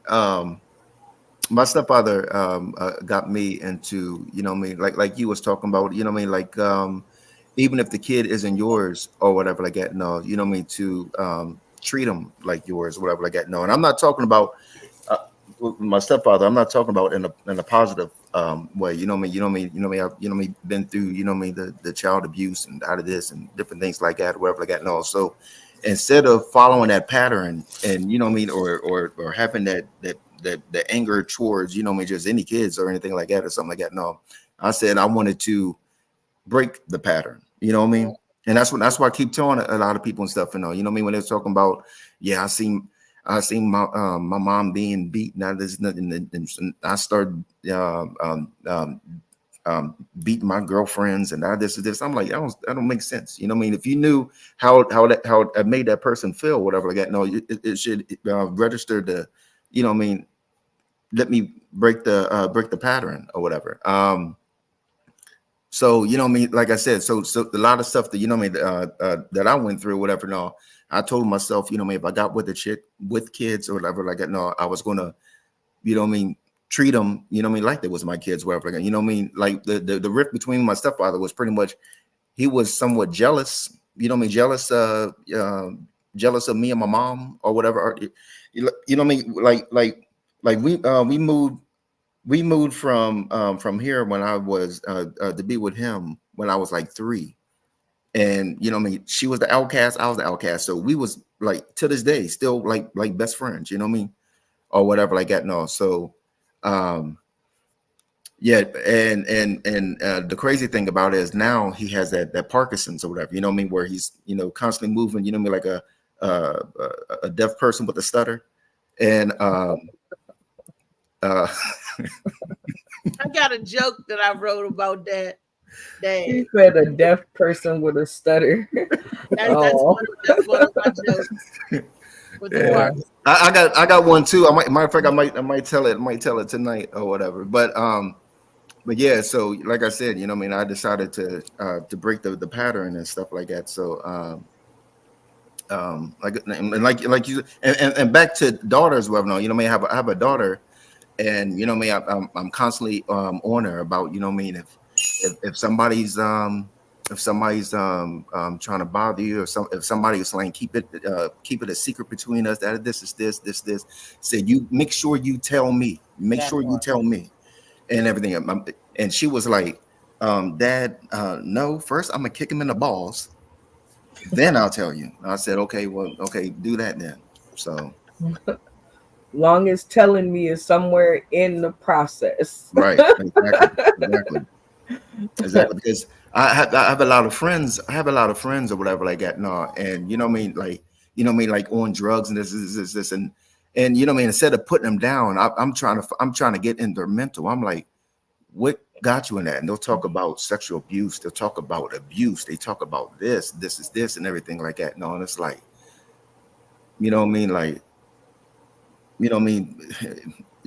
people think it's, like with drug problems and stuff and all that, all they got to do is just stop using or whatever. Like, you have to fix their mental. You have to fix, like I gave the scenario, like if you see a pile of doo-doo, instead of just putting leaves on it and start walking on it, and then you're sitting and wondering why in the world I still got doo-doo on my shoe instead of cleaning it up. So you have to get to their mental and whatever, like fix their mental, then eventually they'll get off the drugs and different things like that. You got to go to the root of the problem. That is correct, Dave. The root of the problem, because you got to know where it's coming from, where it's manifesting. You got to know what triggers it, and look, take it from somebody that had to have counseling and therapy almost all my life.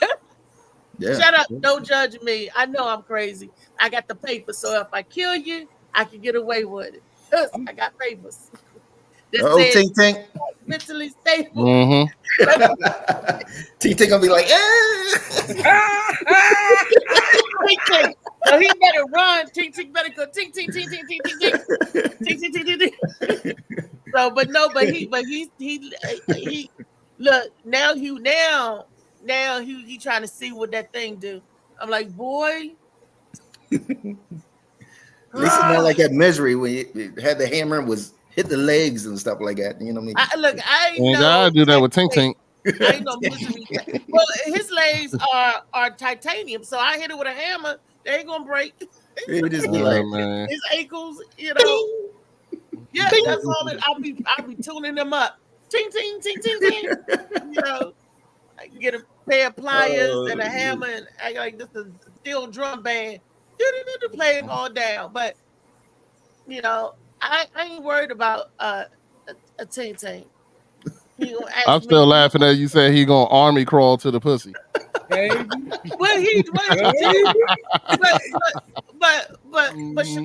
Shaquan and Brenda. Now he talking about he want to make love with me. He want to put my legs on his shoulders. Okay, David, I need somebody to demonstrate. David, can you get on your back and put your legs up in the air like you put it on somebody's shoulders? That's normal for him. Okay, now imagine if y'all put the legs down. Now look and imagine if on somebody's shoulders they ain't got no legs. Your legs gonna steady go down like an elevator. It's pushing you down. So I'm like, nigga, if you don't put your legs on, it's just gonna be going flat. You're just gonna be eating coochie. That's what's gonna end up happening. We supposed to be doing the horizontal. He's gonna have that mountain gear. That mountain gear. Was it the harness? He's gonna have the harness and everything. And all it talk about something. I don't want to put my leg. I'm like, boy, did you just want to eat coochie? Because you ain't gonna be able to measure up and get in there. I want a man that can stand up in it. So you need your legs.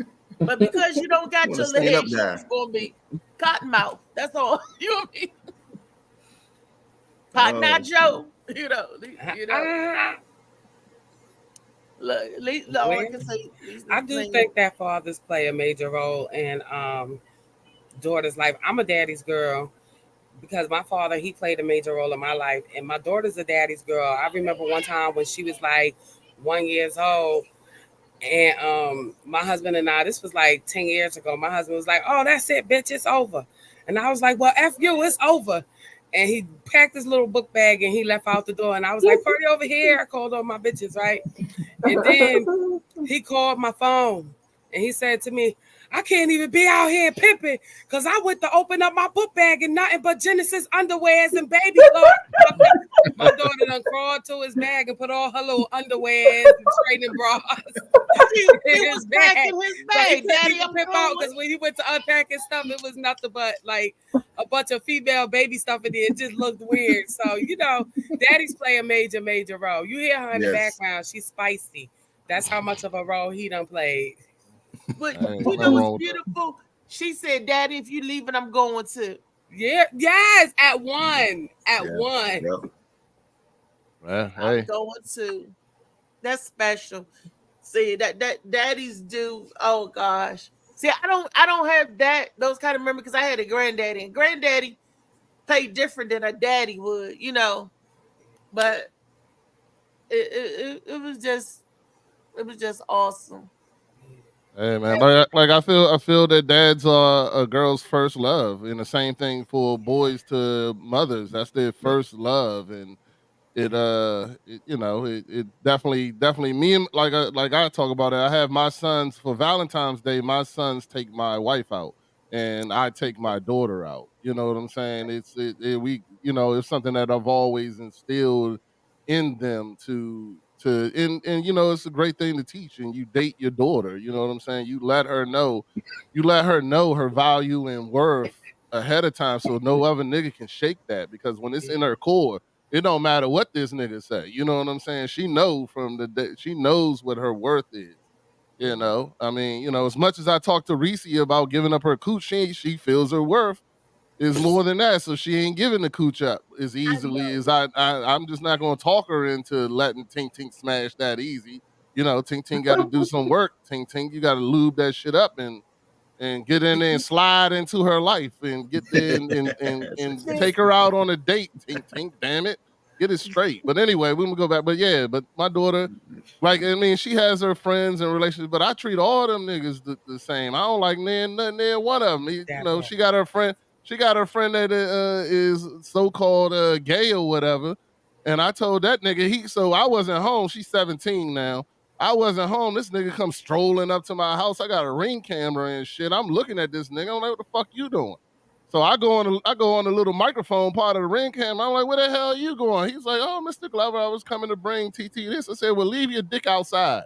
Don't go in my house with your dick on you. And he was like, Mr. Glover, I don't like women. I don't like women. I was like, I don't give a shit. Your dick work, don't it? Leave that motherfucker outside. You're not allowed to come in my house with your dick. My house is a one dick household. So yeah. You see, and you telling your child right there that she's worth it. So one day she may be in the same position and say, I'm going celibate. What you gonna say? That's a good thing, right? Nah, I need some grandbabiends. Well, just find the right nigga. Well, find the right. Don't cut all the niggas off. Don't cut all the niggas off. Yeah, I want. Don't cut all of them off. Just find the right one. Exactly. Find the right one. But Yeah. until you find the right one, you tell her don't be out there spending money that you don't have to. Okay. Hey, Reese, I just thought of something. You could play the Wheel of Tink. You know what I mean? You just The what? Will of Tink. The Wheel of Tink. Where he get some of the, you know what? David Green, I'm gonna get you. Yeah, that'd be funny. Funny man. That was funny. Like I said, I ain't no one trick pony. I ain't no one-sided conversation. You're not gonna talk me out of my drawers. I'm not 20-something no more. That's all right. No problem. I mean, you know. When you was 20-something, you was giving it up for free. Now you want to be 40. That shit ain't worth it no more. I was looking for a relationship. For some reason, anyway, just scrap all of that. I will leave it alone. I love you. I love you. Sorry, let's go back to I was getting ready to say, we all talked about how we were raised and everything and how some good, some bad. But there's a saying that I disagree with. I don't believe it. It says hurting people hurt people. I don't believe that. I believe damaged people hurt people. Yeah. I believe damaged people, if you don't get the help, you're going to be damaged and you're going to go and damage somebody else. So that, hurt people. I don't believe that shit because all of us on here do not process in hurting people because we had bad upbringings. We didn't say, I'm going to go ahead and since I was fucked over, I'm going to fuck somebody else like fuck. We don't do that. Break the pattern. Exactly. We break the chain, break the curses. Everybody on here. Well, that's because I was raised this way. Don't mean I'm going to do this. I'm going to do better. So that bullshit that they say, hurting people hurt people. This is why this is why that. You fucked up because you didn't go get your help that you should have gone and got. You didn't go to the root of the problem. And you want misery to love to accompany you. Don't make me miserable, nigga. I'm here for a good time. Right. We ain't here for a long time. We gotta love each other. And if you can't love me, then leave me alone. That part. I'm here for a good time. Not a long time. Food for thought. I don't want to be, I don't want to be. And then they always say, hurting people hurt people. I messed up because this happened because that happened. I didn't do it to you. Yeah, I got you. But what I think when that saying is said is when you actively are in a hurt situation, people lash out at you indirectly. So in other words, you were hurt by someone else. Like I mean, I can give you a great for instance. My daughter came home the other day and was livid about the fact, not livid, but really, really upset that some person died at the hospital today that she had been helping. And my dumb ass didn't acknowledge her pain. And she got furious with me. And I was like, and then I had to realize that I realized that I wasn't going to get upset with her because I knew that she was really upset about the guy, but she was taking it out on me. because she was hurt, you know what I'm saying? And she was like just going off on me about stuff. And I was just like, yeah, baby, okay. I'm going to hug you. You're going to get through this. And then we ended up talking. I was like, that's something you have to really learn to control. Is just because you're hurt about something else, a lot of times people who are not in control of their emotions, they take it out on somebody who is close to them that they love. And it does nothing to do with that person. You know what I'm saying? It's just because you're hurt and you don't know how to process that hurt. So then you take it out on someone else. And that's what, when I say hurt people, that's what it means to me. Because I have to navigate that with, and I'm be honest with both my wife and my daughter are they do that. They get upset about something else and then they lash out, 9 times out of 10, or I ain't gonna say that, but a lot of times it comes my direction and I'm looking at them like, I don't even know what the hell is going on here. You know what I'm saying? So, but they're not trying to hurt you. That is just misdirect anger. And that's not hurting people, I'm talking about somebody do you dirty and you purposely do somebody else dirty because they did you dirty. For example, so say somebody beat you out of $500, right? And you be like, oh man, he done messed me out of $500. And then you get a sucker on the string and you was like, you know what? Oh, I'm gonna get him the same way I was got. Hurting people, hurt people, that is not, you're talking about misdirect anger, and all you need is some guidance to where people are upset. They don't know why they're upset, but they're not intentionally trying to hurt you. I'm talking about people that is knowing they're doing something wrong and still do it anyway because they get a kick out of doing something wrong or taking somebody down because it makes them feel better. That kind of hurt. I'm talking about, not. Well, I guess I'm doing that today because I'm pissed off at Funny Man Green. So, You know that's your brother. You love Funny Man Green. That's your brother. Because let me tell you why because if Funny Man Green was getting jumped in the parking lot, you would jump in and help him out. No, I probably helped them whip his ass. Y'all. I'll be like, y'all niggas doing it wrong. Hold on. My water. What's wrong with you? You talked about being a all right, this nigga thirsty. Look at his thirsty ass. Kick him again. David is not thirsty. David is just freak. David ain't thirsty because David got a whole lot of milk to drink. He ain't thirsty. David is even getting stalked. He ain't thirsty. David just freaky. David is a fan. That's a new term. Thank you, Kendrick Lamar. Fan. You know what fan is, right? What's that? Freaky ass nigga. I think so too, because he just put his legs up. You know what I'm saying? Not all men be out here just putting their legs in the air, but David, was happy as shit to that's do like it too, the second time I done seen you put them legs up, David. Let me find out you Diddy gay out here. Let me find out, David. Oh no! Everybody, if David invites you to a party, say no. He put the freak on. Well, he actually do, Shaquan. He do participate in those mansion parties. No Diddy, but he do. Yes, Diddy. Yeah, yes, what Diddy. you mean? You tell David no. He gonna put them legs out. Hey, all right. When David go to the Diddy party, Diddy says no. No David. You're like, oh nah, no David, nah. That's when Diddy say something. When Diddy say something, he say no David. You know what I'm saying? That's how it goes. Yeah. They were like, who kept the party? Diddy? No, that's David. They all scream. Everybody like no. No. Exactly. He said he got Bill Cosby recipe tattooed on his back. Like Jello pudding snacks. Yeah, exactly. What for? He got Jello pudding snacks typed on his Jello pudding box. David, go ahead and do Go ahead and do that, David. Jello pudding box. A little bit of Spanish fly. I used to have a good Bill Cosby impersonation. Haven't did it in a while. Yeah, that was you giving girls drinks. David was even at the Last Supper pouring the drinks. Yeah, pouring. You know this.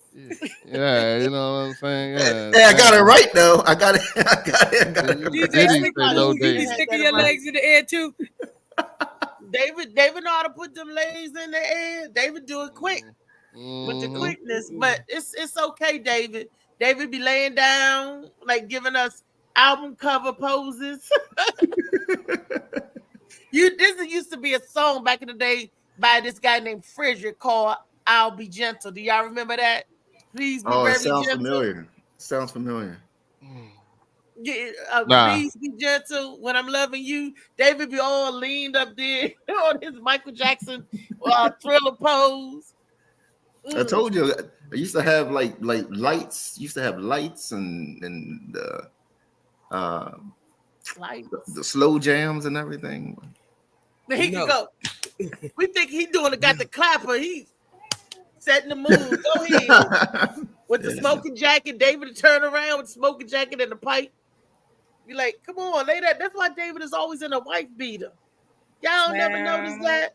See, JoJo with wife beaters because JoJo giving thug passion. David giving fan vibes. David look in the camera a certain way. David will lean, even he little shake his body. See, y'all talking about me when I turn to the side. And JoJo be like, yeah. JoJo, give that in the camera. Yeah. Sleepy eyes. Yeah. Look at his face, though. Go ahead. Go smile. Yeah. Go ahead. See, I'm studying. I cannot see, and I get real close to make sure. And now y'all don't know, but I make each one of y'all really big so I can see what's going on. Rodney praying. No David. You gotta say no David. Praying, look up into the heavens. That's because that's where Rodney monitor is, and I can see Rodney's eyes doing. You ain't made nobody. You ain't made nobody real big in a long time. Stop.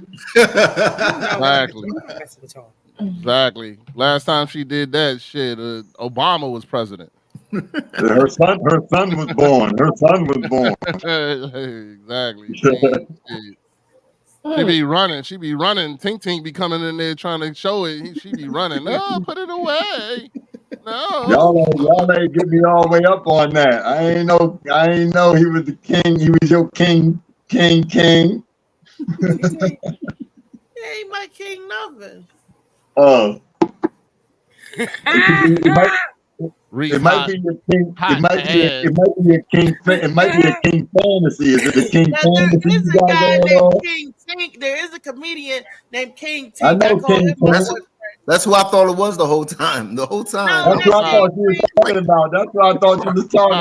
Nah, it's Tink Tink. Tink Tink is different. Yeah. That's my disabled friend with no legs. Okay. Well, shit, you fuck around. You mess around and give King. You fuck around and give King Tink some. He might not have no legs or arms. Something might get swallowed up. He's not that big neither. He ain't a big guy. He might get hurt up in there. Yeah, all it takes, I would just dip him on like the Lake Minnetonka, like Stu the Dawn. Whoop! Dip.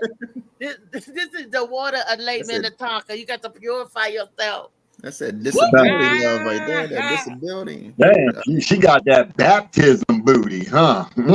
Just fall back in the water. Just man, that shit like the Sahara. Don't try that bullshit. Look, never that motherfucker that shit ain't wet no more. That water been cut off. That water been cut off for 43 years. A jump start, nothing. That shit like a abandoned row house in Baltimore. That motherfucker. Damn. Shit. No water. Row house where they have all the rains at. They already took the top out of that building. That shit ain't no water running in it. But let me tell you, but it ain't holding no water neither, huh? Bodies up in there. There's a bunch of bodies up in there, so don't get it twisted. This stuff don't even retain water no more. Damn. No, my shit is water. It's pure H2O. Shit. Okay. Now let's get back to the diabetes, and that's Diabetes will make a man impotent. Not important, but impotent. That's close. Glucose your is low. Your diet in general can do that. Your diet in general can do that. And they banking on you to keep eating the way you do, so you can buy them pills up. 6 more minutes. I'll tell y'all what it is. Yep. I try to because my aunt, she found out she had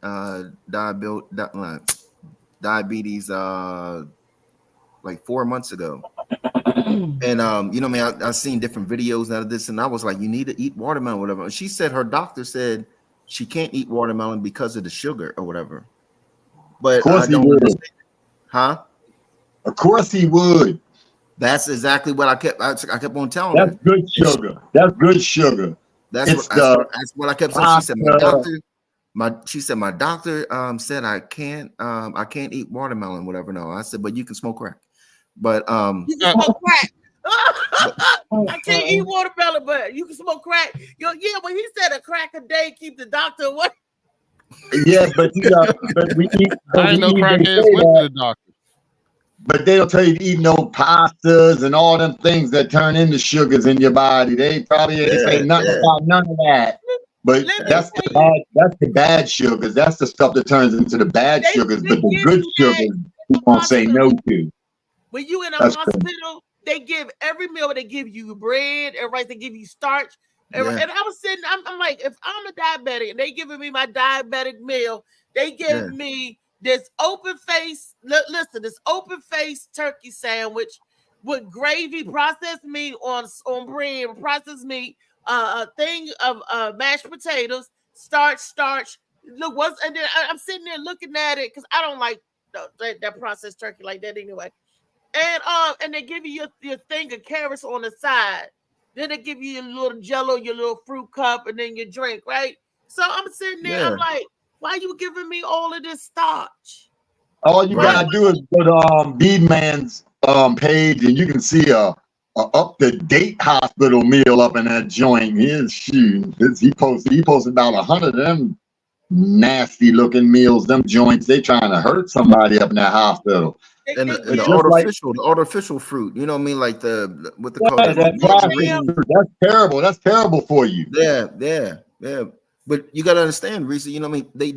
They don't want to fix you up because they fix you up, then you know what I mean. They out of business. They out of There's another. They want you to think that you're my hero, and then next you know what I mean, you got even more problems for them. Right. They're like the crack man. I said doctors are the biggest drug dealers because they want you hooked. Don't you know? I'm gonna say this. You know what?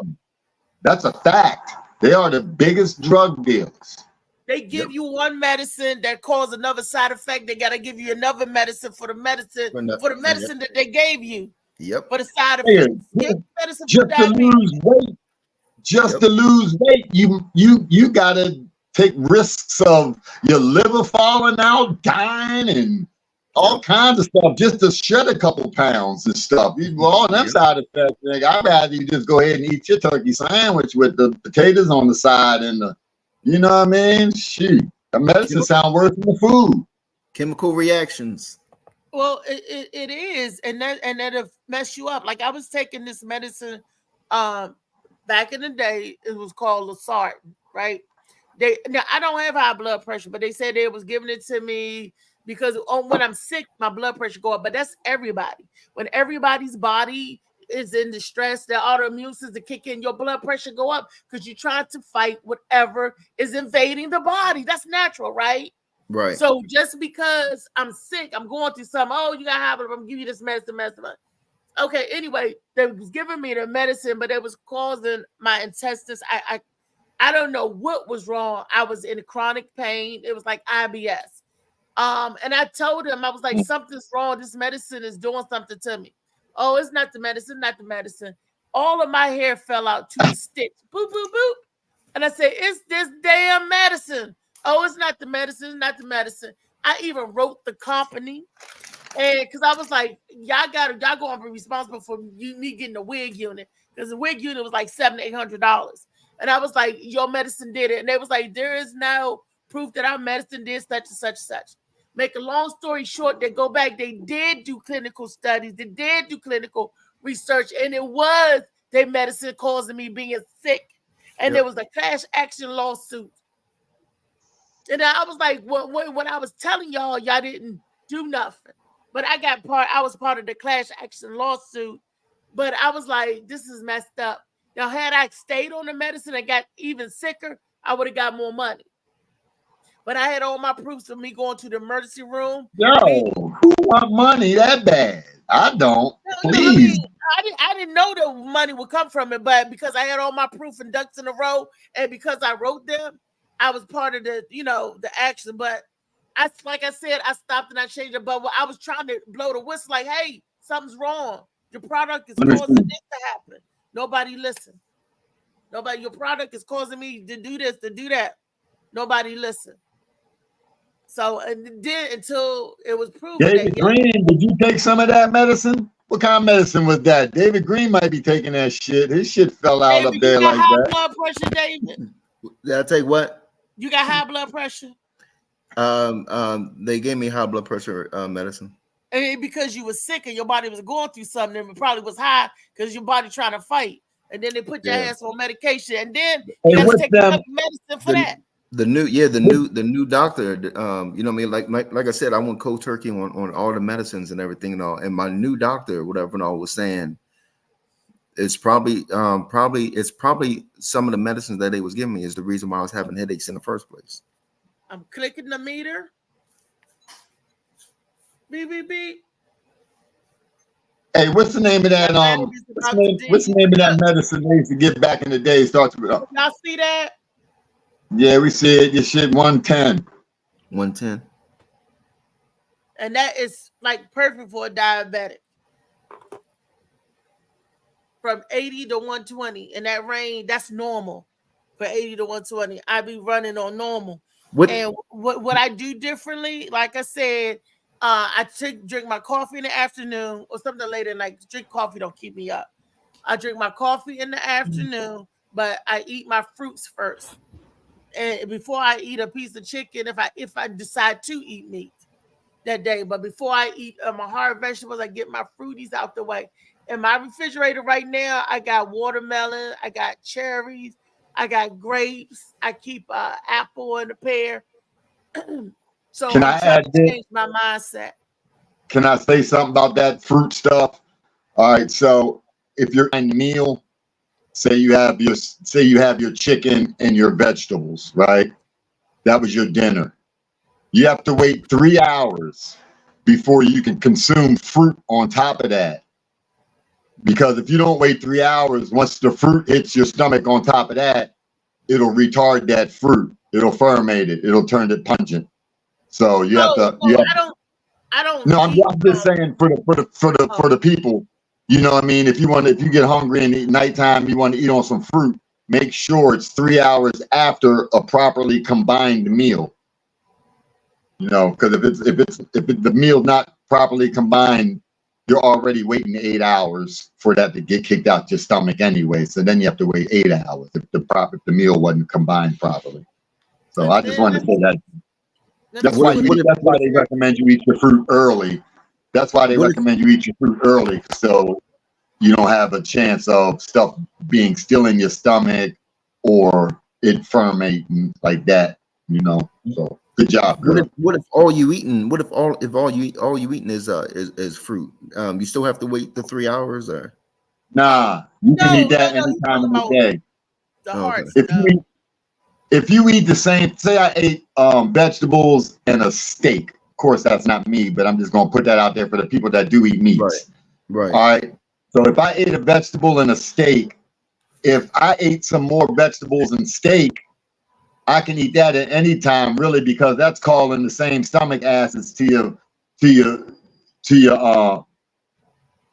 digestive system. It's just gonna put more wear on your diet. It's not recommended, but it puts more wear on your digestive system. But it's not that's not a bad thing if you eat that. It's when you eat something else that brings the other stomach acid into play, and then it retards your food. When the acid and the alkali mix in your stomach, that's when your food gets retarded. But if you're eating the same thing all day, say if you just ate nothing but fruit, you're straight. You can pick it up as any kind of way you want to, any type of fruit as well.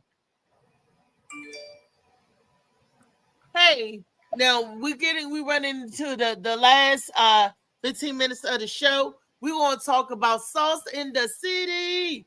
Brenda got a video she want to share. That's on diabetes. Who won? That video is on diabetes. That's the one I sent you.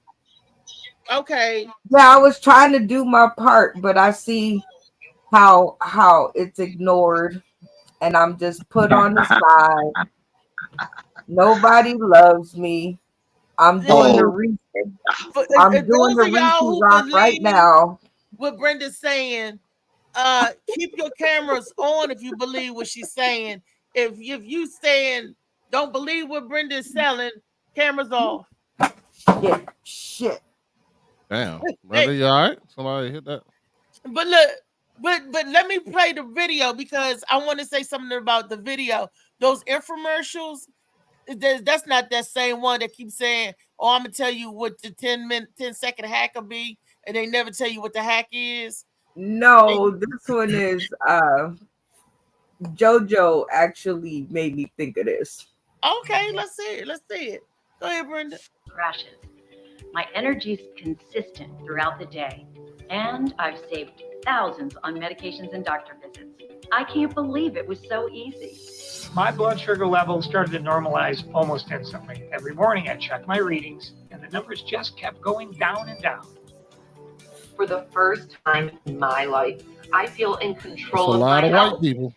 Blood sugar levels were dangerously out of control. And now all of my worries about complications have vanished. I've regained my energy, my health, and lost 32 pounds in the process.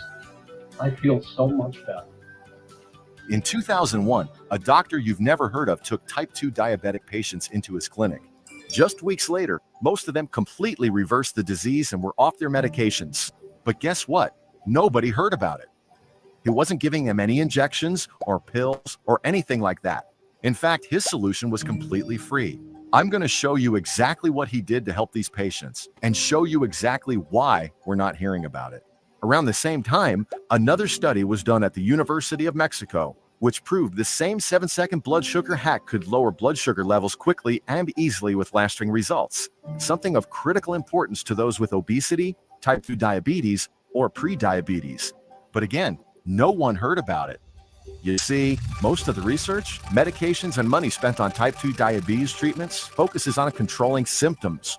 Instead, these scientists discovered a simple 7-second blood sugar hack that targets the root cause of type 2 diabetes, purifying your body and immediately working to balance erratic blood sugar levels. And as you'll see, studies show that the more you use it, the more it stabilizes your blood sugar. So you can enjoy all your favorite foods like bread, pizza, pasta, and ice cream without having to worry at all. Yes, you may be feeling skeptical, and you should be. Yet as unbelievable as it sounds, this is all possible with an oddly simple and perfectly safe 7-second blood sugar hack you can do at home right now that has nothing to do with pharmaceuticals or costly doctor's visits and goes against everything you've been told about type 2 diabetes. In the next 3 minutes and 14 seconds, you'll be shocked to discover what whistleblowing doctors and scientists from Oxford, Stanford, and the University of Brazil have proven that the hidden root cause of your type 2 diabetes and your out-of-control blood sugar levels has nothing to do with your diet, hormones, pancreas, or anything else they have made you believe. Instead, it's all down to a sticky plaque that coats the cells in your body, preventing sugar from getting in. And the breakthrough studies from these top institutions prove that this really is the true root cause in you and every single type 2 diabetic person on Earth. Meaning at this moment, it's impossible for you to keep your blood sugar normalized without restricting food or taking medication. Fear not, the solution is so simple and easy it may anger you. In fact, as you'll soon find out, this simple solution was originally discovered over 100 years ago by the inventor of insulin himself. But he was also suppressed and gagged and told never to speak of it until now. So stop wasting your time treating your symptoms and fix the root cause once and for all so you can throw your glucose meter in the trash. Eat all the mouthwatering foods you had to avoid like the plague in the past and enjoy perfectly balanced blood sugar levels for the rest of your life, all while saving hundreds or even thousands of dollars on test strips and overpriced medication, just like over 34,500 mothers, fathers, and grandparents who have quickly and easily reversed their type 2 diabetes. If you're ready to break free of your blood sugar problems once and for all, let's get started. My name is Alan Young, and I've been a medical researcher for over 27 years. During this time, a lot of my focus has been on helping others with their blood sugar issues.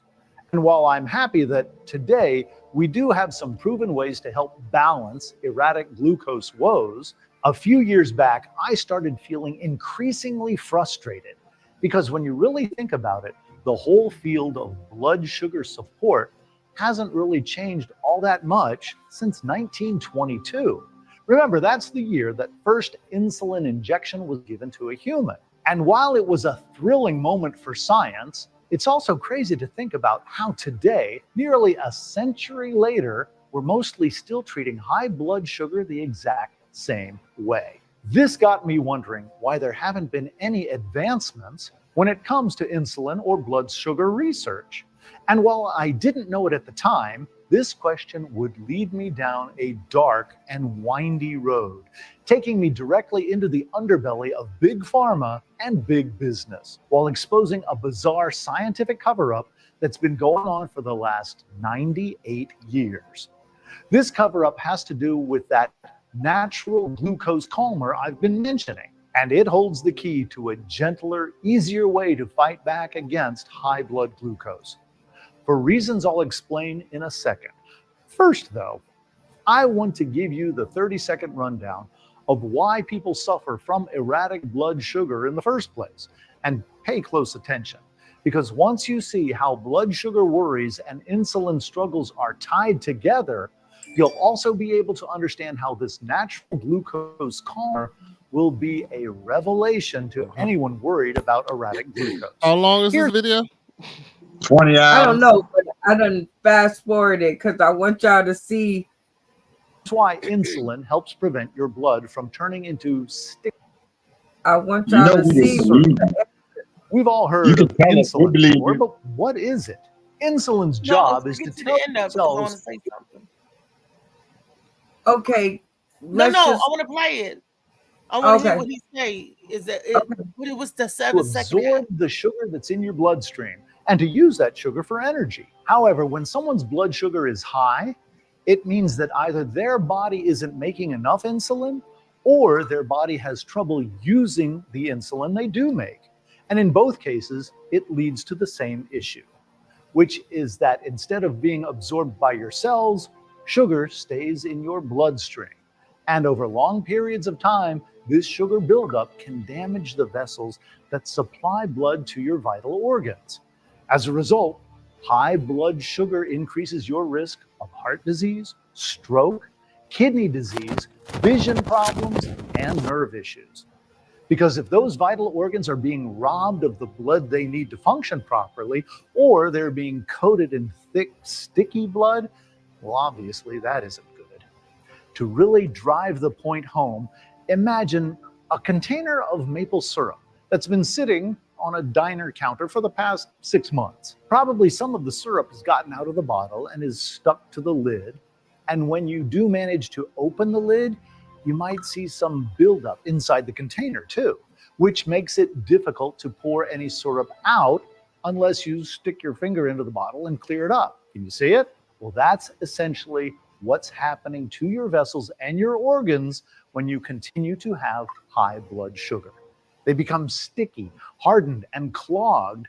And that's one of the main reasons that blood sugar worries are so serious. Because while the short-term discomfort of being thirsty and needing to pee are annoying, that's nothing compared to the ticking time bomb of health problems that can explode inside if sugar levels don't get better. Pretty scary, right? And that's why the discovery of insulin back in 1922 was such a game changer. Because University of Toronto doctors found that when they extracted insulin from from the pancreas of a dead dog, then purified it and injected it into that young man, Leonard Thompson, it helped his cells to absorb sugar properly and saved him from dying. That's a big deal. But at the same time, we can't ignore the fact that young Leonard did still die from his diabetes 13 years later. And while you'd think we would have made some major improvements to insulin in the past 90 plus years, shockingly enough, today, when a 55-year-old man has been diagnosed with type 2 diabetes, the total amount of time he can expect to live can still be as low as just 13 years. And the news isn't that much better for young folks either, because even when you're diagnosed with type 2 diabetes at the young age of 15, you can still expect it to rob you of at least 13 years of life. That sucks.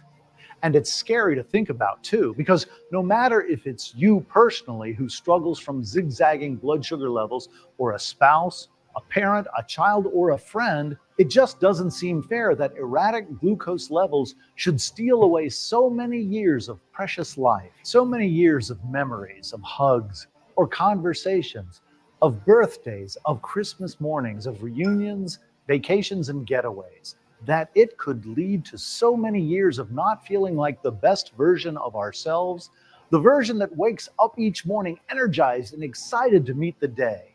And yet, for too many of us who suffer from blood sugar woes, that's exactly what happens. Suddenly, at some point in the not too distant future, we find ourselves having the most difficult conversations of our lives. As we look our loved ones directly in the eyes and with streaking tears begin to say our goodbyes. It's unacceptable, especially considering that today, in 2022, we're the wealthiest we've ever been. And we have the most advanced science we've ever had. So what the heck is going on? Well, like I said, that's the question I set out to answer by exploring ways that insulin and blood sugar management could possibly be improved. At the time, I had zero idea where it's going to be funny at the end. He's going to say CMOS. And I never could have guessed that I'd soon stumble onto one of the most controversial, hushed-up discoveries in all of science. It was first discovered in 1923 by J.J. Pollack, the same University of Toronto scientist who gave Leonard Thompson his we don't say somebody else dies. Hold on. That's the thing. I can't fast forward it. I've been trying. So welcome everybody. Welcome to let me ask you. Third Tall Tale Thursday. We here today on Tall Tale Thursday What was the hack at the end? Jojo, I want Brenda to answer that question. What was the hack at the end? It's called Plantsulin. It is called Plantsulin. And you get it from inside of a plant, and you can buy it at the health stores. So they're selling something. Yes, they're not selling it. You can just go and get it. It's a natural herb that helps you. No. What I mean, they're marketing it so you can go get it and buy it. This is no, it's not theirs. It's a plant that just grows in the world. And then you can buy it at the health store. It's like any other health hack. Right. They're telling you, see, the thing with a hack is only a temporary solution on how to break into something. You don't want to hack with nothing. You want that's going to have long-term, serious, life-changing. And the video is talking about you don't have to take no pills. You don't have to take no insulin, no medicine, but you do have to take something. He said 7 seconds hack. It's a natural herb. It's like a natural herb. It's a plant. You saw him showing it at the beginning of the video. It's a plant. Basically, what I'm saying, Brenda, he lied from the beginning. He said you don't have to take nothing. No pills, well, hold on, no because Funny Man Green manages his symptoms based on his diet. So he stopped taking all his medicine, and he now manages his symptoms on Molly Moss drink and other things. So that's fruits and vegetables, boy. Fruits and vegetables, and that's the same thing that Fruits, the guy vegetables, was saying. moss. Yeah. Yeah, Raw vegetables too. right. So that's the thing the guy was saying is that the insulin or the medicine to cure your spikes on your insulin can be found in plants. And so he's encouraging, right, Plantsolin, Plantsolin. That's And so, yeah, so he's saying, drink it with some water every night, and it will help to level the spikes in your glucose. So I thought it was very interesting because my mother has diabetes and I know it's coming. So I've been trying to look into things to do before it get here. No, baby, that's not how you do that. That's not how you do that, Brenda. You start changing the cause of it. Don't look for. That's what I just said. I know, but I'm just talking about. I know, but I'm just saying. No, let me finish. Like you say, let me finish. No, let me finish. I ain't talking about adding something to the bad way of our eating to help sustain it. I'm talking about changing the diet itself. I ain't saying don't take that, because if it's a natural plant, that's fine. I'm not saying that. I'm just saying that still we're not going to use that just to say we can, like he said, oh, eat the way you want to eat. Do that. Don't eat this. I mean, come on now. You can eat anything. That's not true. That's a lie for sure. So because we got to change our. Wait a minute, JoJo. Let her finish. Let me finish. Okay. Again, like I said, I've been looking for different ways and things to help myself to avoid that fate. And this was something that I ran across online and I thought it was interesting. JoJo, all the left that you just went to, I don't know what world of imagination you was in, but I didn't say any of that. I didn't say you said nothing. I said you just said don't. You just said don't take it to. You can't ask me something. You can't make a statement and then cut me off when I'm about to say it. You just said I don't know what you just said, but I don't. And that wasn't a question. That I didn't say, JoJo. What did you say? Statement. I said right, and I wasn't done talking. So what I'm saying is that I've just been looking for different ways to see if I can make an adjustment to the fate that's coming, that, because my mother is diabetic. So this was just one of the things that I found, and it made me think of JoJo because he's such a vegetarian. But what I'm saying, you're dragging me now you're making me lose my train of thought here. But what I'm saying is that it's not, you're speaking dread into your life. Don't think that that's coming, because if you change your habits and your way of eating, then you're not going to have these things to happen to you. But if you sit back and try to take that stuff that he's talking about and continue your eating habits, you're still bound to get some type of effect from your bad eating. That's what I'm talking about. JoJo, let me share. This is what she's talking about. Plantsolin. Let me educate you guys. This is not a plant. This is 11 ingredients that they concocted up, mixed up stuff, and they're selling. This is bogus, Brenda. If you go back and research Plantsolin, you see these pills right here? But what's in them? 11 ingredients that makes up. Wait a minute. Let's and for $49.99, $59.99. Add to the look the price. Sell that SKU. $600. Look at this. But what's in it? Let's Google it. Yeah, what's in it? Can I add some quick with that? And this stuff that you're any of them herbs and stuff that you're buying, that they, first of all, when they break those herbs down to put in that pill factor, you're losing some of the natural contents of that herb anyway. So exactly, that shit's garbage. If you're going to eat the stuff, see all the ingredients and eat that stuff raw if you can. That's what you do. Blend it. Yeah, blend it. Put it in your morning blend. Okay. What are the ingredients in Plantsolin? According to Wikipedia, cooking bananas are a group of starchy Plantulin. According to Wikipedia, insulin is a peptide. Now it don't want it. Let me go back. Plantulin official site. Well, we know that it's processed, though. It's broken down as processed. It's in a pill pack, so it's. Yes, it is. But I want to tell her all these different ingredients. Oh, I know. I'm not knocking you. Keep doing what you're doing. All you're doing is repeating yourself. It ain't good. What I'm saying, this ain't good. This is not good for you. This is they selling the product, and they're trying to get some money. There are a lot of supplements that are sold in pill form at the nutrition store, and this is just one of them. Anything that I can do to adjust what I'm already doing, so that I can get into a healthier way.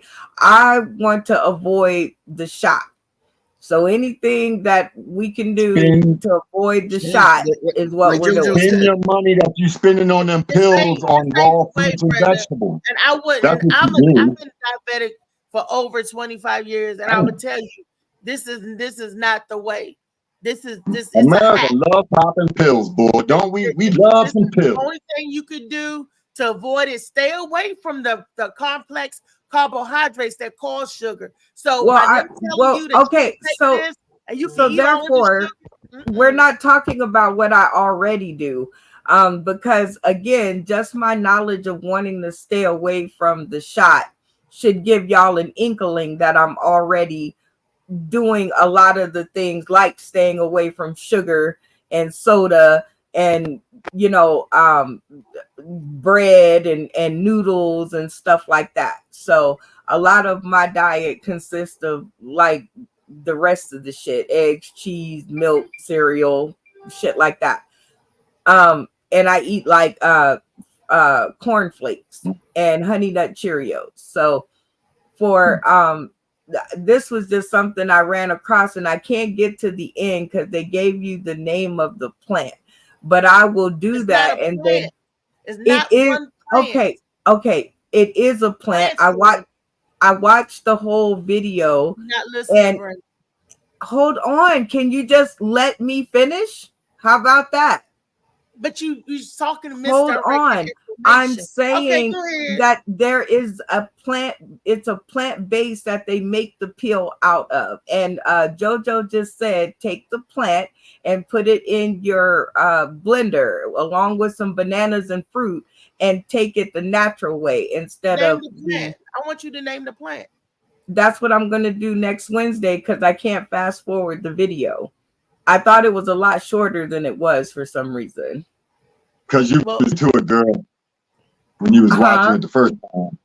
Because you was into it the first time you was watching, made it feel so short. Time flies when you're having fun. Time flies when you're having fun, Actually, I'm not passing no incorrect knowledge to a diabetic. I might have been.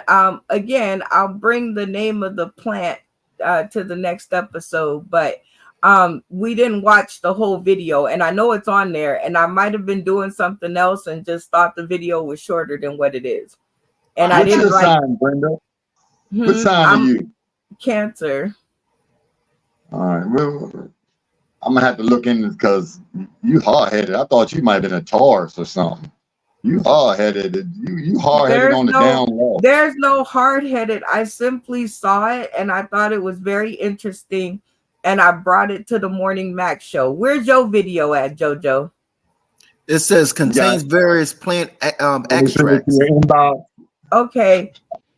What did you say, Funny Man Green? It says contains various plant extracts.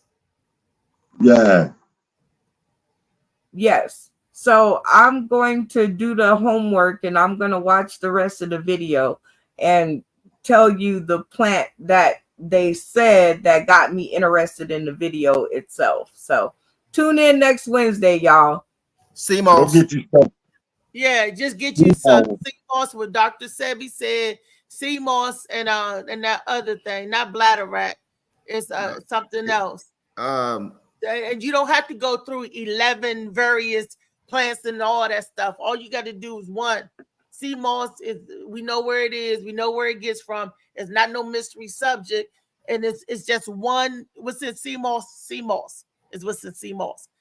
I would not advise anybody to be behooved or bewildered, ran amok, led astray by telling you that anything that you eat, you can eat as much pasta, bread. No one said that. No one said that. The video said that. No, it didn't. Yeah, it did. It did? Yes. What did it? Yeah. It said you can go back to, you can enjoy the foods. It didn't say overload on them.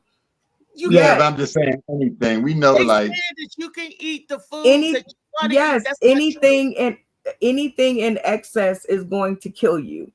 They're saying, yes, I am. My mother's I had didn't diabetes. say overeat. I'm a diabetic. I'm sitting here. I'm telling you, somebody that went to school, been living with it for over 25 years, and have we're gonna lost get rid of body your parts. shit, girl. We're gonna get rid of your shit. Why? Trying to find these hacks, going through the same process. I've been on everything on the market, and I'm telling you, the best thing that a person can do to correct their diabetes or to keep you from getting diabetes is watch what you put in your system, breathe, and move. Is no hack to that. There's no hack to living and eating clean. There's no hack to that. It's not going to be 11 different plants, essential minerals, and all of this special gunk. It's just, and then when they tell you on sea moss, certain things you got to cut out your diet, like the cheese, the eggs, the dirt that cause mucus building, stuff that's in the body. Oh, that's the video you need to get into. That's the one you need to get into. Again, at the yeah, I'm into finding the plant cures rather than finding the medication and stuff that they give you at the doctor's office. So I would rather look at all my options, and I brought it here just so we could look at it. And I'm gonna bring the plant because I was like, I can put that with some bananas, and you just said I can't have watermelon, so bananas and I never said that. Somebody hold on. Somebody said they couldn't have it because of the sugar in it. No. I said that's what my aunt said. Hold on. My aunt said. I was arguing with my aunt. That's what she said, because I told her, I said, maybe about fruits and all. She said, well, I can't eat no watermelon because the doctor said because of the sugar or whatever. And that's when JoJo said, of course they're gonna say that. Oh, yeah, because, well, I can put it with the fruits and stuff, but I'm looking into it more because I want to avoid the shot. I want to avoid all of that shit. Here's just the best way I can tell you this. It's not the stuff that you're not eating that's going to put you in the direction that you're thinking about. It's the stuff that you're eating now that's putting you in that direction that you're heading for with the inheriting the same diets and continuing to eat these dairies. And all dairy whatsoever is a major contributor to all this. So that I know that's a hard one for a lot of people. I mean, it's like trying to get somebody off crack when they're in the middle of a hit. People do not want to let go of their cheese and their chocolate milk and their ice creams. And I'm just telling you that you can still have these things just in a different manner. You just have to make it without the dairy, without the pus, because that's what's the mucus buildup. That's what's causing a lot of this stuff especially in our because we're different. We got different bodies. Black people got different bodies than some foods do for us better. Meat, white people can eat meat and not get as much diabetes and stuff like that than black people. Black people eat it, they get more diabetes. You can be on the same exact diet and a black person will get diabetes and the white person won't. Right. They can take the foods differently. You know what I mean? Remember, we were the specimens. Remember that. We just fell into their diet. Remember, we was specimens when we was eating our natural stuff. When they looked at us, when they brought us off them ships and they seen us, What all this? everybody's jaws dropped. From the ladies when they seen that meat hanging, to the men when they seen them arms in the chest. You know what I'm saying? We were amazing species, but we followed their diet and now we look like them. They just trying to sell a product. That's what this is. I sent it to Beast to see if he could pull it up. This is $294. The retail price of this is $800 and something. So they just selling a bottle. Do you know that if this was this great, that every diabetic would have? This is over 2 years old. That would have got outdid. This didn't fizzle like say, oh, this is a good way to do this. That's all I'm saying. There are many ways to skin a cat, and I'm gonna look at all of them so that I can avoid this shot thing. The best way I said is to change your diet. Just don't partake of none of this outside stuff. No medication, no supplements like that. Now let's say regular vitamins, no 11 herbs and spices that just got blended up in here. No. Just eat clean and just exercise and move, Brenda. That's all you got to do. Think about it. Our grandparents, our great grandparents lived to be a nice, ripe old age, and a lot of them didn't get nothing. And what did they do? They wasn't taking none of this other stuff. They was taking the regular vitamins and eating the fruit of the earth.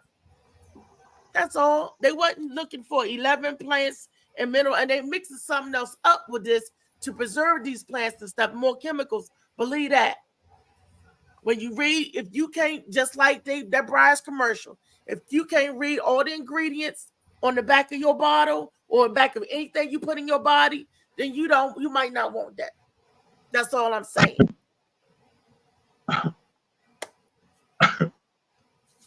Now that I have an expertise, I have a little degree in the medical field. I have a little something. I got some letters behind my name. And not mention that I'm a product of that myself. You know what bothers me the most when I go to a doctor or a hospital and the person that's telling me to get well ain't even close to being in good health themselves. That bothers me. Yeah. That bothers me a big deal. You know what I mean? It's easier to tell you the right thing to do than doing it yourself. How many people tell you don't smoke, quit smoking as they puff for cigarettes? It's a nasty habit. I'm just saying if this is your profession and you're a health specialist or you're working and with a lot of diabetes and stuff like that, then if you look like you possibly could have that, I'm not talking about this situation. I'm just talking about the hospitals in general. You know what I mean? If you look like you about to fall over with diabetes, how the hell would I believe or take this medicine? Because you probably on it too, and it don't look like it's helping him none. Because they're not taking their own advice, JoJo. People don't take their own advice. You could tell me all day, Reese, don't do crack while you go around the corner and do your crack. You could say don't drink. You could tell me every side effects to drinking and why it's bad for you as you guzzle down your liquor. I'm not paying you. I'm talking about this is somebody we paying for their advice. We paying these people to tell us. They're human before they learn the knowledge. They already get trapped in their bad habits before they educate themselves. Look at me. Right, but I'm just saying you got your degree now. Now that they got their degree. Because I got in a bad habit. I learned the knowledge later. And then now you're applying it now to try to correct all that shit that you did before. Like I said, I can tell you everything about not getting fucked up. Because I'm already fucked up, so I can tell you, you don't want to do that, son. You don't want to do that. How do I know? By living and experience. I'm talking about a doctor that we pay to go see. That stays like this. They're humans. I understand that. That's what I'm just talking about. The medical field is so messed up that we don't even look at it in senses like this is supposed to be a health place that we go to get care for. It's not you don't go to a back alley crack house to get rehab. That's what I'm saying. Since you want to use them terminology, if you're looking for rehab, no, you don't go to the crackhead. But if you're looking to get well, you go to a doctor, right? That's what I'm saying. So I'm just sometimes the doctors I'm not don't get looking you to. well. The doctors get you sick nowadays. Doctors not doctors no There more. you go. Now you with my Not point. doctors no more. That's what I'm saying. How could you listen to them when they sitting there smoking a fug, saying, "Boy, your lungs fucked up." You know what I mean? Like sitting outside the building, walking across the street to smoke a cigarette because you can't smoke it on the property. You know what I mean? I'm just saying shit like that. It's just the same way you go to the hairdresser, their hair look like shit, but they do some banging ass hair. Yeah, I don't know. I'm just saying. Most hairdressers that do banging ass shit, their hair ain't busted. Most of their hair, most of the people that do banging ass hair, their hair is banging because they trying to draw people to their attention. So what I'm saying is be in good health if you want somebody to take your advice about good health. That's all I'm saying. Or be showing that you're working to it and your system is working. You see what I'm saying? And that you're going to it. I got a late start. I went to school and I got a degree and I backslid. Everybody understand that. But you got to, you know what I'm saying? If you're going to be handing it out every day as a doctor do, because people come to him every day to get well. Yeah. They should be well too. That's all I'm saying. Because my doctor don't look like he's well at all. Exactly. And he's the one that's trying to keep you on the medicine and give you new medicine, even though you were losing weight. He said, here, let's try something new. Even though you're better than you were last time. Because he think that I'm listening to him. He think that I I'm know, taking his medicine. But I know, but if you were taking his medicine and you lost 20 pounds and you're doing better, if you were, I said, if you were losing and you was doing it, why is he going to add another medicine to it if this one's already working? You just lost 20 pounds and you're doing better, your breathing's better, you're walking better, and now you're going to add another medicine to it? They just hustling. That's all I'm saying. They just trying to sell. And that's all this commercial is doing is hustling. It's a commercial. Yep. They call it an infomercial. That ain't like the video that No. we saw earlier. It's just an infomercial. Hey Brenda, watch Yaki Awakening. Watch some of his stuff. Yeah, he got a lot of. Now this is an educated man. He's a millionaire. He's done research. He's bought stuff and did all his own research. He got so many degrees. They falling out his butt cheeks, but he'll tell you what to do for free. Of course, he sells the product, but everything that he sells, he'll tell you there for free. You can do. He'd rather you do it yourself, but he knows America lazy. He gets money. He has to make a product, and you got to make money. But the stuff that he makes is not. So watch a lot of him. Matter of fact, watch him on Willie D's show, Willie D podcast from the Ghetto Boys. Watch Yaki Awakening on Willie D's podcast. He spits a lot of good shit on that. Or just follow him on TikTok. He has a whole bunch of videos or whatever. I ain't got TikTok, but he sent I me was to a few. talking about Brenda. He sent me to a few books and deep in the research, and then Yeah. I mean, not deep, but deep as JoJo go, but research nonetheless. Because he was talking about he was going through a whole. He said he had diabetes. He said he was. He said he named all this stuff that was. He had something wrong with his heart and everything and all, and that's what made him. Get into more studies and stuff like that and all. So when he talks about stuff, he goes in deep, all the way in. Yeah. And he's a very trustworthy person in the community. So he's like Dr. Shivi, whatever. What was his? You can pretty much bank on what he say. I mean, do your own research, but what he's telling you, he's already researched, and he's a very trustworthy figure. He wants his people to eat right.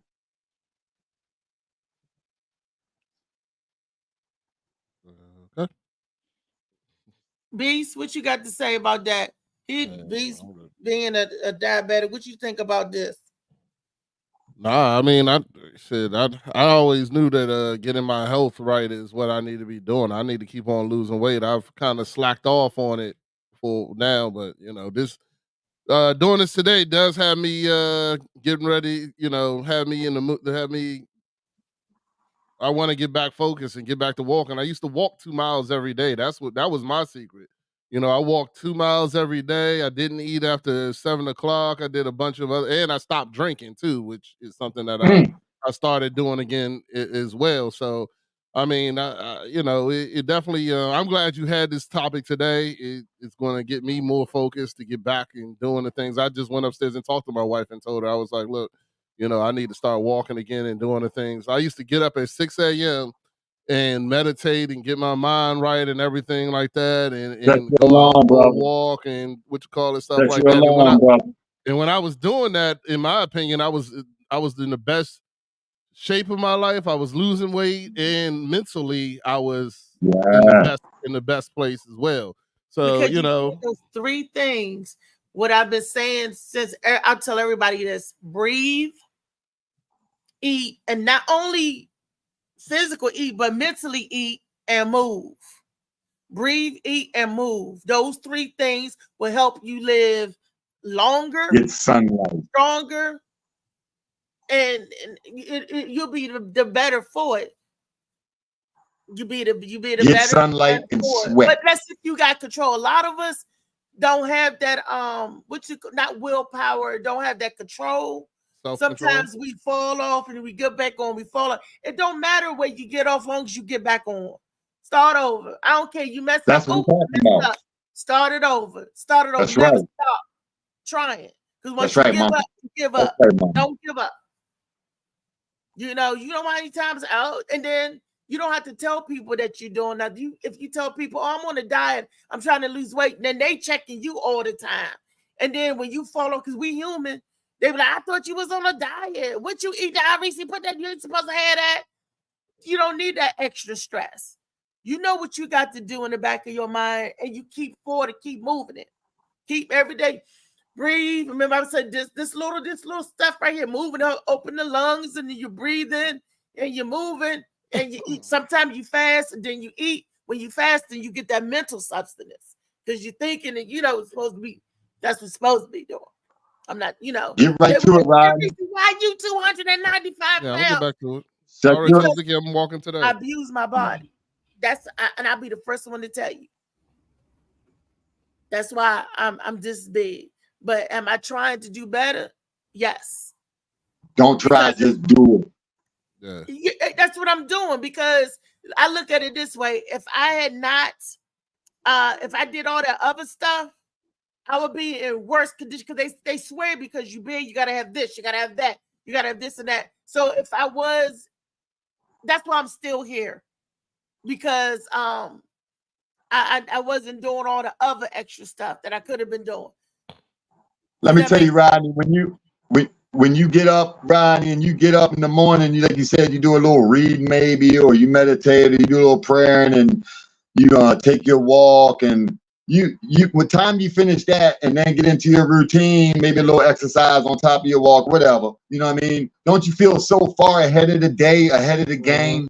Absolutely. You just feel you feel so far ahead. It's like you've done 5 or 6 things. Make sure you make your bed too. You want to. I say this is very important about making your bed in the morning. You want to complete something as fast as you can when you wake up. So when you wake up, make your bed so you have completed something. You know what I mean? Then complete your teeth and your wash up and all that type of stuff. You know what I mean? You start completing stuff, but the bed's good. It's a good beginning. But so refreshing and so on the game when you get up and you get ahead of the game and you've done 5 or 6 things before, you know what I mean, anybody's even had their cup of coffee yet. You just feel so ahead. Yeah, I got you. Yeah, for sure.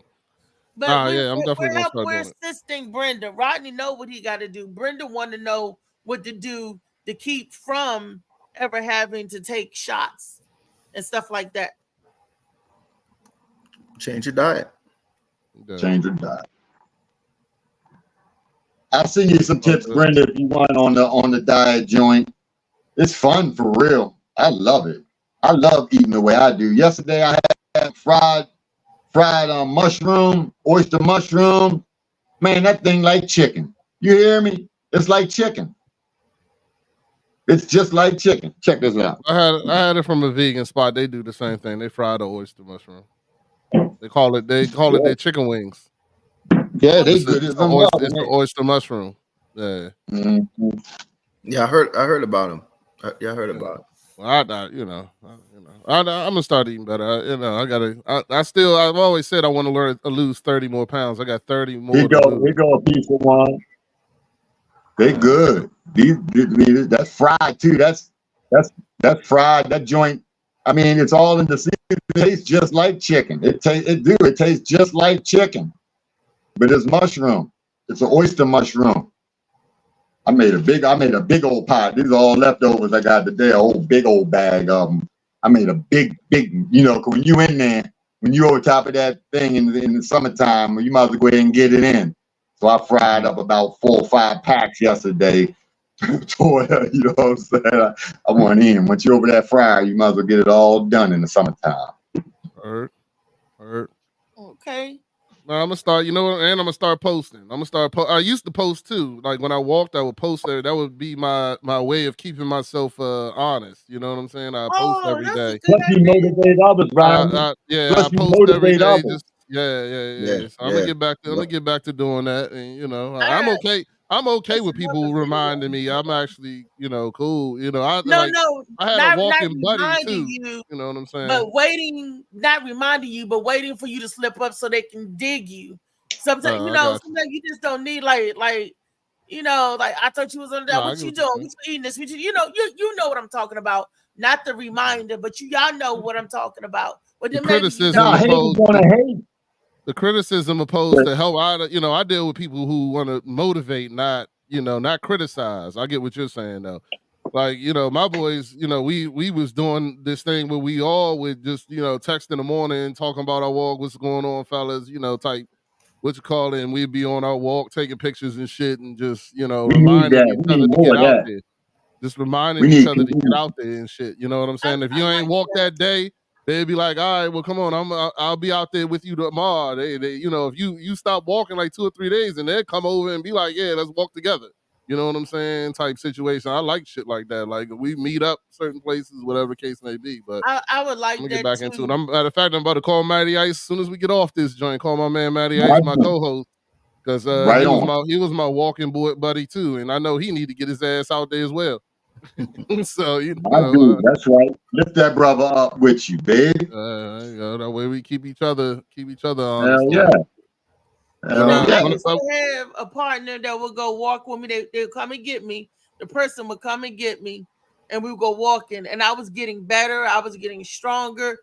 Then all of a sudden, they was like, "I'm not coming. I'm not going today. I'm not going today." And I was like, "Why?" I felt like they picked me up to let me down. You know what I mean? Yeah. I felt like they was doing good and you got a front door? Huh? You got a front door? I have a front door. Yeah. Yeah, I do. Well, when his ass stop coming, you walk your ass out of it and keep on walking. What you talking about? No, what we was talking about the buddy system and the support. That's what we was I talking know, but about. we gotta keep going because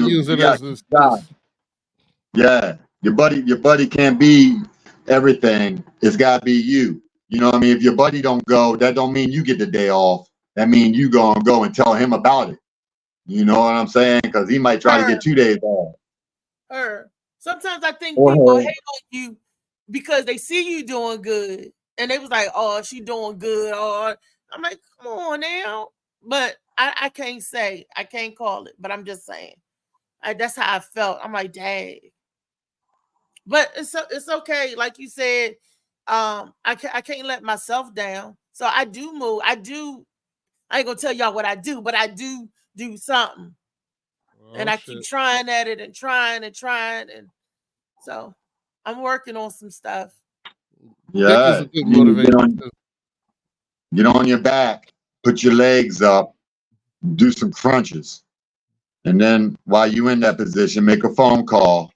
While you exercise, we're gonna knock out. Yoga's good too, man. When Vicky get started back up, because they've been canceling her Monday joint, and what you call it, because it was too hot. So hopefully they should starting back up. the yoga in the park that she was doing. They canceled it because they said it was too hot to have people out there. But now that it's cool in there, it's at Tucker Road. It's over here. It's in PG County, not that far from you, Reese. And if you want to go, Reese, I'll pick you up and take you to it. You know what I'm saying? It can't be too hot. I've been in. Well, I mean, now that it's not as hot, I mean, the weather's breaking a little bit now. You know what I'm saying? They're supposed to be only 80s this week, so that's another reason I looked at that because I was like, yeah, I want to get out here and walk. So but I hate that heat too. But that's why I was doing it first thing in the morning when I was doing it because then it ain't as hot. So yeah, I like the first thing in the morning, and it seems like whatever. I put my little mask on because I got the asthma, but it seemed like the air is like a little bit better without the heat because it's like when it's getting hot, it's making breathing, just regular breathing, a little difficult with the heat. I'm talking about with a certain temperature. Like cool, I could do cool. I could do cool better than I can the heat. Definitely. Gotcha. Well, I'm gonna get out there and start walking and start posting and stuff like that. I'm gonna get back to it. That's my because I was doing good when I was doing it. I liked it, and then but the nigga went on vacation and started drinking and some more shit and got back to my old habits. I got to get back that I had such a good time on that fucking vacation. I was like, shit. You know what I'm saying? But that's the thing about them old time. That's the thing about them old time wagons, baby. Them wheels used to always fall off. You know what I mean? My wheels fall off riding it too sometimes, boy. And look, this is not going to be another announcement for the Morning Mac Show. We're going to stop doing 2 and 3 hour shows. If I come on at 10:30, we should be done by 12. I'm gonna we're gonna tighten up on the show. We're gonna tighten up. The critics, people been saying stuff. So cut it off. You gotta cut the show off. You can cut the show off whenever you want. We can still talk. Yeah. But cut it off at 12. Shit. Yeah. So I'm just letting the viewers know that ain't nobody viewing. They done cut out. Shit, we almost 3 hours. They gone now. No, it's 5 people still. It's probably us. Yeah. No Look, but y'all come back to Wednesday. Today was Wellness Wednesday. I hope you got some good wellness tips and some diabetes tips and all of that. And I showed y'all firsthand how to do the Libre monitor and all that. And you saw what my glucose level is. Ain't no cap in here. You can't lie and get well. So that's the Morning Mac Show. I gotta get back to my medical. I gotta get back to checking my blood sugar too. I mean, that's another thing I'm gonna work on. Get my damn doctor to give me a. I ain't been doing it since I went on vacation and didn't take that shit. I ain't done nothing, not a goddamn thing. I just went and took the insulin just now when I went upstairs and talked to my wife. I was like, get back to getting this shit. I took my insulin for the first time since April or some bullshit. I'd be too scared to go without it. Huh? I'd be too scared to go without my insulin. I mean, not my insulin, without checking my sugar. So you know what your sugar is running. Because you can control your sugar with what you eat, but you got to know what you control and where it's at. You got I know I wasn't doing right, so I ain't want to look at it. You know what I'm saying? When you know you ain't doing right, it don't fucking matter. You said so. You don't want to look. Yeah. I wasn't doing right, so I ain't want to look. So now, that's all of our community. That's why we don't never go to the doctor. That's why we don't go to the doctors. Yeah, like I said, Reese, I appreciate you having the bringing it because I've been fighting it for a while. So now, being on the show and you talking about it and seeing your passion and this, that, and I'm like, yeah, I'm gonna go ahead and get my shit back together. I'm gonna start getting my shit back together. Because I knew my shit was fucked up. I don't even want to look at it. I wanted to be able to. Oh, I do got one last video that I want to share. Oh, no, I'm done with videos. I'm out. I'm done with videos. We do it on Tall Tale Thursday tomorrow. It's the day video. And I wanted to challenge, because I used to be able to do it, can't do it no more. But I'm gonna show y'all that tomorrow. But I want to get back to be able to do it. I wanted to show y'all what I want to get back to be able to do. So when you see me doing it, y'all be like, "Oh shit, that bitch doing it! Do it, Reese, do it! Do it, Reese, do it!" So I've been trying to get you to do it for the last 3 months, but shit, Dwayne. Look, if I find me a doing it sustainable well. partner, I will do it. Molly, cut the show. If I You find can cut the show. Stop calling Molly name, man. Hey, that hey, you Rick, wanna- hey, my son gets married tomorrow, 1:00. Oh, congratulations. You gonna post it? Celebrate. You gonna post about it, funny man? Oh yeah. Show us some pictures. I'll be on the show. I'll be on the show till probably like 12:30 or whatever. Then They're going Justice of the Peace or yeah. Okay. Yeah. All right. Tell them congratulations. I went Justice to the Peace too. Don't Come worry. out Do my celebrate celebration tonight later. with David Green. David Yeah. Funny Yes. Man. Look, JoJo, get David's information. Y'all hook up, meet up, and we have a morning Mac reunion. Try to get everybody here together. Brenda, we going. We got to go live on videotape, so Brenda could be there too. So we can say, Brenda, this for you, Brenda. See, we can say your name. You did. Say If my he's- name. Say my If name. he's serious, if he's serious, because the person that draws me or whatever is actually took off for today because I said it might be my last day, and she actually took off. So Okay. so we're gonna be But there let me early. call him right now. Wait a minute, Yeah. nigga, get back in here.